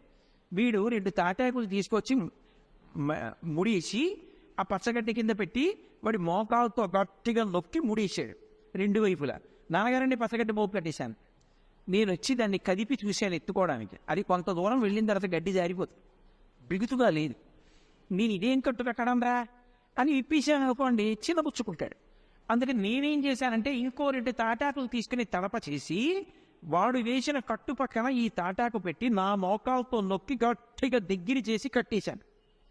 ఇప్పుడు అటు ఇటు కట్లేశాను. పచ్చగడ్డి ఇంకా దగ్గరకి నొక్కుకుంది. ఇప్పుడు నేను బిగుతైన కట్లేశాక నా కొడుకేసిన కట్లు ఏమైపోతాయి? జారిపోయే. కట్టు మీద కట్టు ఆశ్రమం మార్చడం ధర్మం కోసం. అదంతా ధర్మం కోసం. కట్టు జారుతుంది, ధర్మం కోసం జారుతుంది తప్ప వేరొక ప్రయోజనం కోసం కాదు. బ్రహ్మచర్యం అన్న కట్టు, గృహస్థాశ్రమం అన్న కట్టు వేస్తే ఎందుకు జారిపోయిందంటే ధర్మం కోసమే. నాకు పితృరుణం తీర్చుకోవాలి, ధార్మికమంగా సంతానాన్ని కనాలి, అది ధర్మపత్ని వలన పొందాలి నేను. అందుకని నా కామం ధర్మంతో ముడిపడాలి. అందుకని బ్రహ్మచర్యం అన్న కట్టు జారింది. కానీ ధర్మం అన్న కట్టు అలాగే అన్నీ మారుతూ పెడతాయి. అప్పుడు ఒక్కొక్క ఆశ్రమంలో ఒక్కొక్క సుఖాలు ఉంటాయి. గృహస్థున్నాడు అనుకోండి, భార్యతో ఉంటాడు, బిడ్డల్ని కంటాడు, మొదలాన్నం తింటాడు, నైవేద్యం పెడతాడు. వేదం ఏ భోగాలను అనుభవించమందో ఆ భోగాలను అనుభవిస్తాడు. చక్కగా మంచి బట్ట కట్టుకుంటాడు, ఏదో ఇల్లు కట్టుకుంటాడు, దానం పట్టుకుంటాడు, చక్కగా 10 వస్తువులు దాచుకుంటాడు, అన్నీ చేస్తాడు. అన్నీ చేసిన తర్వాత కొన్నాళ్ళు పోయిన తర్వాత ఏమి ఈ సంసారం, ఏమి ఈ సుఖాలు, ఇవన్నీ అనుభవించారు, ఇవన్నీ సుఖాలు కావు అని అన్నీ వదిలేసి అరణ్యానికి పోయి భార్యతో కలిసి వానప్రస్తుగా ఉంటాడు. అది వైరాగ్య సుఖం. ఈ వైరాగ్య సుఖం తర్వాత అసలు ఈ శరీరం అనేటటువంటిది అనిత్యం అండి అన్న విషయం రూఢం చేసుకుంటాడు. అనిత్యం అని తెలిసిపోయింది కాబట్టి నేను దీన్ని చెప్పేస్తానండి అంటావు. అది పడిపోయే వరకు ఎదురు చూస్తాడు. తనంతటా అది పడిపోతుంటే అది దాని ధర్మం, అది పడిపోతుంది. దానికోసం బెంగపెట్టుకోకలేదు. ఒక వెంట్రుక ఎలా రాలిపోతుందో అలా ఇది కూడా పడిపోతుంది. దీనికి పడిపోయే కాలం వచ్చేసింది. ఇది పడిపోతోందని పడిపోతున్న దాన్ని సాక్షిగా చూస్తాడు ఆత్మగా, విడుదల పొందు. అందుకని ఇది ఋతుమంతం. బాగా అర్థం కావాలంటే భగవాన్ రమణులు ఒక ఉపమానం చెప్పారు. విస్తరాకు కుడతారు, అంటే ఇప్పుడు మరి ఎవరైనా కుడుతున్నారో లేదో నాకు తెలియదు. బాదాకులు కోసి శుభ్రంగా కడిగి పొడి బట్టతో చక్కగా ఓ తడిబుట్ట పిడిచి తుడుస్తారు, ఎక్కడ బూజు సాలిపురుగు లేకుండా తుడిచేసి చీపురు పుల్ల తెచ్చి, ఇల్లు ఉడిచిన చీపురు పుల్ల కాదు, కొత్త చీపురు కట్టలో చీపురు పుల్ల తెచ్చి మజ్జికి చీల్చి ఊడిపోకుండా అందంగా కుడతారు. కుట్టిన తర్వాత గుండ్రంగా కుడతారు, మధ్యలో ఎక్కడా కథ ఉండవు, ఆకులన్నీ కలిసి గుండ్రంగా వస్తాయి. ఇప్పుడు ఈ విస్తరాకు యొక్క చిట్ట చివరి ప్రయోజనం ఏమిటి? పెట్టకుప్ప మీదకి వెళ్ళిపోతుంది. కానీ కుట్టి పెట్టకుప్ప మీద పారేస్తావా? ఆ విస్తరి కుట్టాలి, ఇంటికి అతిథి రావాలి, అతిథి కాకపోతే పోయి భర్తకి విస్తరి వెయ్యాలి, అన్నీ వడ్డించాలి, నెయ్యి అధికారం చెయ్యాలి, ఆయన పరిశేచనం చెయ్యాలి, అన్నం తినేయాలి, ఉత్తరాభోసనం పట్టాలి, అప్పుడు ఈ విస్తరాకుని వడిచి పెట్ట మీద పారయ్యాలి కాదు. అంతేగాని ఇది ఎలాగో చివరికి అక్కడికి వెళ్ళిపోతుందంటే అక్కడ పారేస్తావా? పారయ్యవు, దాని ప్రయోజనం అయిపోవాలి. ఇది కూడా అంతే ఋతుమంతము. ఇది ఎందుకు వచ్చిందో అది పూర్తి చెయ్యాలి. దీన్ని శాస్త్రమునందో గురువునందో అనురక్తితో వాడాలి. బాగా అంతర్ముఖత్వాన్ని పొంది పరిశీలనం చేయాలి. ఈ సుఖములు కావన్నది స్వానుభవంలోకి రావాలి. వైరాగ్య సుఖం పొందాలి. శరీరం పడిపోతున్నప్పుడు నిశ్శబ్దంగా ఉండగలగాలి. ఇవి దేవతాగుణములు. ఈ దేవగుణములు ఉన్నవాడెవరో, ఏ సాధకుడున్నాడో వాడికి ఈ శరీరాన్ని పోషించి నిలబెట్టేవాడు, బుద్ధినిచ్చేవాడు, శ్రద్ధనిచ్చేవాడు ఆయనే. ఇంకొకడు ఆయన అన్నీ ఇలాగే చెప్తాడండి, ఏదో పిలిచారు కాబట్టి కాకినాడ నుంచి, వినడానికి బాగుంటుంది కానీ ఇవన్నీ ఎక్కడ జరుగుతాయండి, హాయిగా సంతోషంగా ఏదో భగవంతుడు టీవీ ఇచ్చాడు, లేవగానే చూసుకోవాలి, బెడ్ కాఫీ అని ఉంటుంది, అది అవన్నీ నేను ఇది చెప్పాలి. లోకంలో తెలియని విషయాలా, బట్ నేను చెప్పవలసిన అవసరమే ఉంది. కాబట్టి ఇతర విషయాలు అక్కర్లేదు, దీంతో భోగం అనుభవిస్తే చాలు. కానీ వాడికి కూడా ఆ భోగం అనుభవించడానికి శరీరమునంత సమర్థత ఇచ్చేవాడు వాడికన్నా ఇంకొకడు మాత్రం కాడు, వాడే ఇస్తున్నాడు. కాబట్టి దేవాసుర నమస్కృతం. అందుకే వాడేం చేస్తాడో తెలుసా? ఇంత శ్రద్ధతో చేయకపోయినా ఎందుకు వచ్చిన కూడా వీడు ఎదురు తిరగకుండా ఉంటాడని స్నానం చేసో తువ్వాలు కట్టాను అగరత్తి తిప్పి పట్టారు. నువ్వు అగరత్తి తిప్పావు, వాడు 3 దీపాలు ఇట్టాడని వాడికి ఎక్కువ ఇవ్వడు, వీడికి తక్కువ ఇవ్వడు, అందరికీ సమానంగా ఇస్తాడు. ఎవడు ఎలా వాడుకుంటాడన్న దాన్ని బట్టి అభ్యున్నతిని పొందుతాడు. అది ఆయన గొప్ప తప్ప ఆయన యందు పక్షపాత బుద్ధి లేదు. 2 దేవాసుర నమస్కృతం. దేవతలు దేవతా కార్యం చెయ్యాలన్నా, రాక్షసులు రాక్షస కార్యం చెయ్యాలన్నా చిత్రం ఏమిటంటే ఇద్దరూ భగవంతుడికే నమస్కారం చేస్తారు. ఇద్దరూ భగవంతుడికే చేస్తారు. ఇద్దరు ఏమంటారండి? వాడు లోకాన్ని పాడు చెయ్యాలి, నేను సంకల్పించిన కార్యం ఏ విఘ్నం లేకుండా పూర్తయ్యేట్టు చూడు స్వామి అని దండం పెడతాడు. వాళ్ళు మేము సంకల్పించిన కార్యం ఏ విఘ్నం లేకుండా పూర్తయ్యేట్టు చూడు స్వామి అంటాడు. వాడు లోకరక్షణ చేస్తాడు, వీడు లోకభక్షణ చేస్తాడు. ఆయన శక్తిని ఇస్తాడు. ఒకడు అటిళ్ళి పాడైపోయాడు, ఒకడు ఇటిళ్ళి తరించిపోయాడు, అంతే తేడా. ఆ ఇద్దరూ నమస్కరిస్తార పాటలో అర్థం ఏమిటంటే ఇద్దరినీ పోషించేవాడు ఆయనే. ఆయన యందు వైషమ్య బుద్ధి లేదు, ఆయన యందు పక్షపాతం లేదు. ఆయన యందు పక్షపాతం ఉందనుకోండి, లెక్క తీశాడనుకోండి, ఒరే ఇవాళ ఆదిత్య హృదయం చెప్తున్నావు కదా, నీకింత వయస్సు వచ్చింది కదరా, నువ్వు రోజు నిద్ర లేచిన తర్వాత నాకు నమస్కారం పెట్టకుండా బతికిన రోజుల సంఖ్య నీకు చెప్పనా అని వచ్చి ఇక్కడ నించున్నాను అనుకోండి, నేనేమంటాను, స్వామి ఇప్పుడు బాగుండదు సభలో చెప్పకండి అంటారు. కాదు, నేను నిజంగా రోజు నమస్కారం చేసేసానా? చేస్తే ధన్యుణ్ణి. చేశానని ఎందుకు చెప్పాలి? చెయ్యలేదనే అనాలి. అయినా ఆయన నాతో ఆదిత్య హృదయం చెప్పిస్తున్నాడే, మీరందరూ చేసిన వారు మీతో వినేటట్టు చేస్తున్నాడే, ఎంత చమత్కారమైంది. దేవాసుర నమస్కృతం. మంచి భావన ఉంటే అకస్మాత్తుగా రయోగుణం పుడుతుంది ఒక్కొక్కళ్ళు, అప్పుడు విచిత్రమైన రాక్షస బుద్ధి పుడుతుంది, ఆయన అనుగ్రహిస్తారు. అది ఆయనలో గొప్పతనం. అంటే నేను తలుచుకుంటే నిన్ను ఏమైనా చేస్తానండవు. మీకు నేను ఉదాహరణ చెప్పనా? భాస్కర రాయల వారు ఉన్నారు, లలితా సహస్రనామ స్తోత్రానికి భాష్యం చేశారు. మహానుభావుడు భాస్కర రాయల వారు అంటే సామాన్యుడు కాడు. ఆయనకి బాలాజీ నగరం అని ఉత్తర భారతదేశంలో దాన్ని పరిపాలించేటటువంటి ప్రభువు దగ్గర సేనాపతిగా ఉండేవాడు. చంద్రసేన జాతువుడు అని ఒక సేనాపతి. ఆ చంద్రసేన జాతువుడు ఈ భాస్కర రాయల వారికి గొప్ప శిష్యుడు.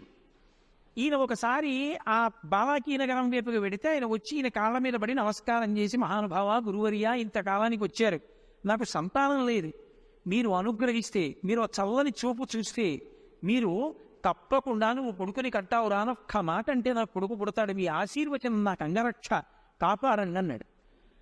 గురువు ప్రసన్నుడయ్యారు. గురువు తలుచుకుంటే చేయలేంది ఏముంటుందండి? అధిగత అధిగత తత్వ శిష్యహితయోజ్యత సతతం. ఎప్పుడూ శిష్యుడి యొక్క హితాన్ని కోరుతాడు. ఆయనకి తత్వం తెలిసి ఉంటాడు. ఆయన వీటి ఎందు మమేకంగాడు. కోరుకున్న శిష్యుడికి ఆ తత్వము చెప్తాడు. కాబట్టి వెంటనే ఆ భాస్కరరాయల వారు అన్నారు, నీకు గొప్ప కొడుకు పుడతాడు రా అని ఆశీర్వచనం చేశారు. చాలా సంతోషించాడు. చంద్రసేన జాదవుడు అంతఃపురానికి వెళ్ళిపోయాడు. ఆయన ఏదో దేశాటనం చేస్తూ వెళ్ళిపోయాడు. ఇదే భాస్కరరాయల వారి దగ్గర మంత్రోపదేశం పొందాడు. మంత్రోపదేశం పొంది శ్రీశైలం భ్రమరాంబికాదేవి అనుగ్రహం చేత వాగ్వైభవాన్ని పొందాడు. ఆయన నోటి వెంట ఏదైనా అంటే అయిపోతుంది. అంత గొప్ప వాక్పటిమ పొందాడు. నారాయణ దేవుడని భాస్కరరాయల వారి శిష్యుడు. భాస్కరరాయల వారే ఇచ్చారు మంత్రం. కాబట్టి భాస్కరరాయల వారి గురువు. ఆయన వచ్చాడు బాలాకీ నగరానికి. వస్తే ఈ చంద్రసేన జాదవుడు ఉన్నవాడు ఊరుకోకుండా వెళ్ళి మళ్ళీ ఆయన కాళ్ళ మీద పడ్డాడు. పడి, అయ్యా మా ఆవిడ కడుపులో ఏ శిశువు ఉందో చెప్తారా అన్నాడు. ఆయన అన్నాడు, చటుక్కున ఆడ శిశువు అన్నాడు. ఆయన ఎప్పుడు భ్రమరాంబ అమ్మవారిని లోపల ధ్యానం చేస్తూ ఉంటాడు. అందుకని ఆ సంతోషంలో ఆడ శిశువు అన్నాడు. ఈయన అన్నాడు, అదేమిటి మీరు ఆడ శిశువు అంటున్నారు? భాస్కరరాయల వారు కొడుకు పుడతాడనే నాకు వరం ఇచ్చారే అన్నాడు. వెంటనే నారాయణ దేవుడు అన్నాడు, తుచ్చుడా, ఎంత పని చేశావురా? నాకు మంత్రోపదేశం చేసిన గురువు మా గురువు గారు. అటువంటి గురువు గారు కొడుకు పుడతాడని చెప్పిన తర్వాత మళ్ళీ వచ్చి నా కాళ్ళ మీద పడి కడుపులో ఏ శిశువు ఉందని అడిగావు అంటే, నేను ఇప్పుడు ఆడపిల్లన్నాను. నా మాట నిజమైతే గురువు గారి మాట పోతుంది, నా మాట అబద్ధమైతే భ్రమరాంబకి సంబంధించిన ఉపాసన బలం పోతుంది. కాబట్టి రెండూ నిజమవుతాయి. గురువు గారు చెప్పినట్టు మగపిల్లాడు, నేను చెప్పినట్టు ఆడపిల్ల. మగ ఆడ కాకుండా ఉంటాడు కాబట్టి నపుంసకుడు పుడతాడు రా నీ కొడుగ్గా అని చెప్పి వెళ్ళిపోయాడు. నపుంసకుడు పుట్టాడు. ఏడిచాడు. రామచంద్ర జాదవుడిని పేరు పెట్టాడు ఆ పిల్లాడికి. మళ్ళీ వచ్చారు భాస్కరరాయల వారు. వస్తే వెళ్ళి భాస్కరరాయల వారి కాళ్ళ మీద పడి నపుంసకుడు పుట్టాడన్నారు. తెల్లబోయాను భాస్కరరాయల వారు. అదేమిటి నా వాక్కు అమోఘం అంటే తిరుగులేదే, ఇలా ఎందుకు జరిగిందన్నారు. అప్పుడు జరిగిన కథ అంతా చెప్పారు. సరే బెంగ పెట్టుకో, లోకంలో ఎటువంటి విషయాన్నైనా ఇవ్వగలిగినటువంటి వాడు సూర్యనారాయణమూర్తి. ఆయన యొక్క ఆరాధనలో తుల్చ అర్ఘ్య విధానం అనే ఒక విధానం ఉంది.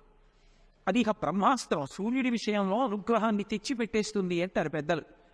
కృష్ణానదిలో నేను కర్ణాటక దేశంలోకి వస్తుంది ఆ ప్రాంతం. అక్కడ నేను ప్రత్యేకంగా సూర్యనారాయణమూర్తిని తుల్చ అర్ఘ్య విధానంతో ఉపాసన చేసి ప్రసన్నుండి చేసుకుని నపుంసకుడైన నీ కొడుకుని పురుషుడుగా మారుస్తానని ఆ కొడుకుని చంద్రసేన జాదవుణ్ణి, రామచంద్ర జాదవుణ్ణి కూడా వెంట పట్టుకుని శిష్యులందరినీ తీసుకుని కర్ణాటక రాజ్యంలో మునిమళ్ళ అనుకుంటాను, మునిమళ్ళ ఆ ప్రాంతానికి వెళ్ళి అక్కడ కృష్ణానది అంత దూరంలో ఉండగా ఇక్కడ ఒక చిన్న కుటీరం నిర్మించుకుని రోజు కృష్ణానదికి వెళ్ళి త్రిచార్ఘ్య విధానంలో సూర్యనారాయణమూర్తిని ఆరాధించి ఎండెక్కిన తర్వాత నడిచి కుటీరానికి వచ్చేవారు. ఆయన కాళ్ళు బొబ్బలెక్కిపోతే భాస్కరరాయల వారి శిష్యులు పిలిచన్నారు, రే కాళ్ళు బొబ్బలెక్కేరా, నడవడం క్లేశం అవుతోంది, నీటిలో నిలబడాలి కదా, కుటీరాన్ని నదీ తీరానికి మారుద్దాం అన్నారు. అందులో ఒక శిష్యుడు అన్నాడు, హే బ్రహ్మన్, మనమే నది దగ్గరికి వెళ్ళాలా? మీరు తలుచుకుంటే నది మన కుటీరానికి రాదా? ఈ ఆలోచన ఎందుకో రాలేదురా, నదినే దగ్గరికి రమ్మంటాను అని ఆయన సూర్యనారాయణమూర్తిని త్రిచార్ఘ్య విధానంతో పూజ చేసి పిలిచారు. ఇలా రా అన్నారు. వచ్చాడు సూర్యనారాయణ. ఏం కావాలి మీకన్నాడు. నీకే నేను అర్ఘ్యం ఇచ్చి రోజు పూజ చేస్తున్నాను, ఈ పిల్లవాడు నపుంసకుడు పురుషుడు కావాలి. కాళ్ళు బొబ్బలెక్కుతున్నాయి. కృష్ణానదిని నా పర్ణశాల ముందు నుంచి ప్రవహింపచే. సూర్యనారాయణమూర్తి నవ్వి అన్నాడు, ఎందుకు అలా ప్రవహింపచేస్తే ఏం చేస్తారు? నాకు పూజ చేస్తారు, మీరు త్రిచార్ఘ్య విధానంలో ఆరాధిస్తారు. అప్పుడు ఏం చేయాలి? మళ్ళీ కనపడాలి. కనపడితే ఏం అడుగుతారు? ఈ పిల్లవాడిని పురుషుడు చేయమని అడుగుతారు. ఇప్పుడు చేస్తాను, ఇంకా మళ్ళీ మీరు నా దానికోసం నదిని మీ గుమ్మం ముందుకు తేవడం ఇవన్నీ ఎందుకు? అక్కర్లేదన్నారు. అంత సత్వగుణ సంపన్నుడైన భాస్కరరాయల వారికి సర్రుల కోపం వచ్చింది. నేను బెచ్చగాండి అనుకుంటున్నావా? ఏమి నువ్వు ఇస్తే పుచ్చుకోమంటున్నావు? నీ ఆరాధన విధానం లోకంలో లేకుండా చేసేస్తాను, తపస్సు చేశాను.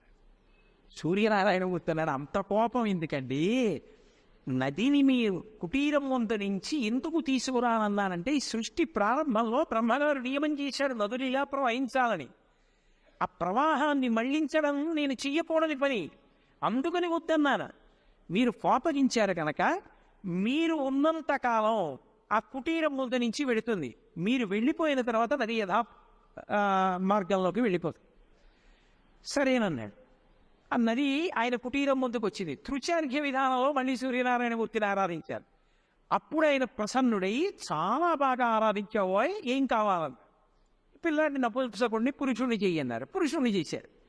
అప్పుడు చంద్రసేన జాదవుడు చింత చెట్లతో కూడుకున్న అగ్రహారాలు దానం చేశారు. ఇవి బ్రాహ్మణులు తినాలి, అమ్మితే పురుగులు పుడతాయని చెప్పి ఆయన శాపం ఇచ్చారు. ఇప్పటికీ అక్కడ చెట్టు చింతకాయ కోసుకుని చారు పెట్టుకుంటే పనికొస్తుంది. ఆ చింతకాయలు అమ్మితే అందులో చింతకాయల్లో ఇది రసం ఉండదు, పురుగులు ఉంటాయి. ఇప్పటికీ కర్ణాటకలో ఉంది ఆ గ్రామం. భాస్కర్ రాయల వారంటే అంత శక్తి సమన్వితులు. ఒకనాడు సత్వగుణంతో ఆరాధించిన అనుగ్రహించాడు, ఒకనాడు రజోగుణంతో ఆయన నీ పూజ లేకుండా చేసేస్తానన్నా అనుగ్రహించాడు. కోపం లేదు. భాస్కర్ రాయల వారికి కోపం వచ్చిందేమో కానీ సూర్యనారాయణమూర్తికి కోపం రావాలి. మహానుభావుడు అంతే ప్రసన్నుడై అనుగ్రహించాడు. దేవతల్ని అలా అనుగ్రహిస్తాడు, అసురుల్ని అనుగ్రహిస్తాడు. ఇద్దరూ ఆయనకే నమస్కారం చేస్తారు. అది విచిత్రం. ఇద్దరూ ఎవరికి నమస్కరిస్తారంటే సూర్యుడికే నమస్కరిస్తారు. ఇద్దరినీ కాపాడేవారు ఎవరంటే ఆయనే కాపాడతారు. ఆయనే ధర్మానికి ప్రాతిపదిక అయి ఉంటాడు. అసలు ఈ దేశం గొప్పతనం ఎక్కడుందో తెలుసా అండి? ఆయన అనుగ్రహాన్ని ప్రధానంగా చేసుకుంటారు. అందుకే పూర్వం యుద్ధం జరుగుతుంటే సూర్యాస్తమయం అవగానే భేరీ మోగించేవారు. ఈలోగా యుద్ధం జరుగుతూ ఉంటే ఏ శత్రువు కోసం యుద్ధం చేస్తున్నారో ఆ శత్రువు దొరికాడు, జుట్టు పట్టుకున్నాడు, కత్తి ఎత్తి ఇంకా కంఠం మీద ఇలా వెయ్యబోతున్నాడు. సూర్యాస్తమయమైందని భేరీ వినపడింది అనుకోండి, వదిలిపెట్టేసి. మీకు ప్రపంచం మొత్తం మీద యుద్ధం కూడా ధర్మయుద్ధం చేసిన జాతి ఏదైనా ఉంటే ఒక్క భారతదేశమే. యుద్ధం కూడా ధర్మమే. ధర్మం తప్పిన యుద్ధం కూడా చేయలే ఈ దేశం. అంత గొప్ప దేశంలో పుట్టడం మనం చేసుకున్న అదృష్టం. కాబట్టి ఎవడు అలా ధర్మం కోసం నిలబడ్డాడో వాడిని అనుగ్రహిస్తాడు. ఎవడు అలా ఋతుమంతంగా శరీరాన్ని వాడుకోవాలనుకుని మంచి గుణములతో ఉంటాడో వాడి మోక్షం వరకు వెళ్ళేటట్టుగా అనుగ్రహిస్తాడు, జ్ఞానమిచ్చి విడుదలనిస్తాడు. అంతటి మహానుభావుడు సూర్యనారాయణమూర్తి. అందుకే ఆయన రశ్మిమంతం సముద్యంతం దేవాసుర నమస్కృతం అంటూ పూజయస్వ విమస్వంతం భాస్కరం భువనేశ్వరం అంటారు. ఆ రెండో పాదాన్ని మళ్ళీ రేపు సాయంకాలం 6:30 మనం కలుసుకున్నప్పుడు చెప్తాను. మీతో ఒక్క మాట మనవి చేస్తాను, దయచేసి వినండి. ఇది ఏదో పాఠ్య ప్రణాళికలా పూర్తి చేయడం నాకు జీవితంలో అలవాటు కాలేదు. నేను ఏదైనా ఇది పూర్తి చెయ్యాలి అంతా చెప్పాలనుకున్నాను అనుకోండి, నేను అప్పుడు కాలపరిమితి తీసుకోను. నేను 5 రోజులు చెప్తాను, 3 రోజులు చెప్తాను.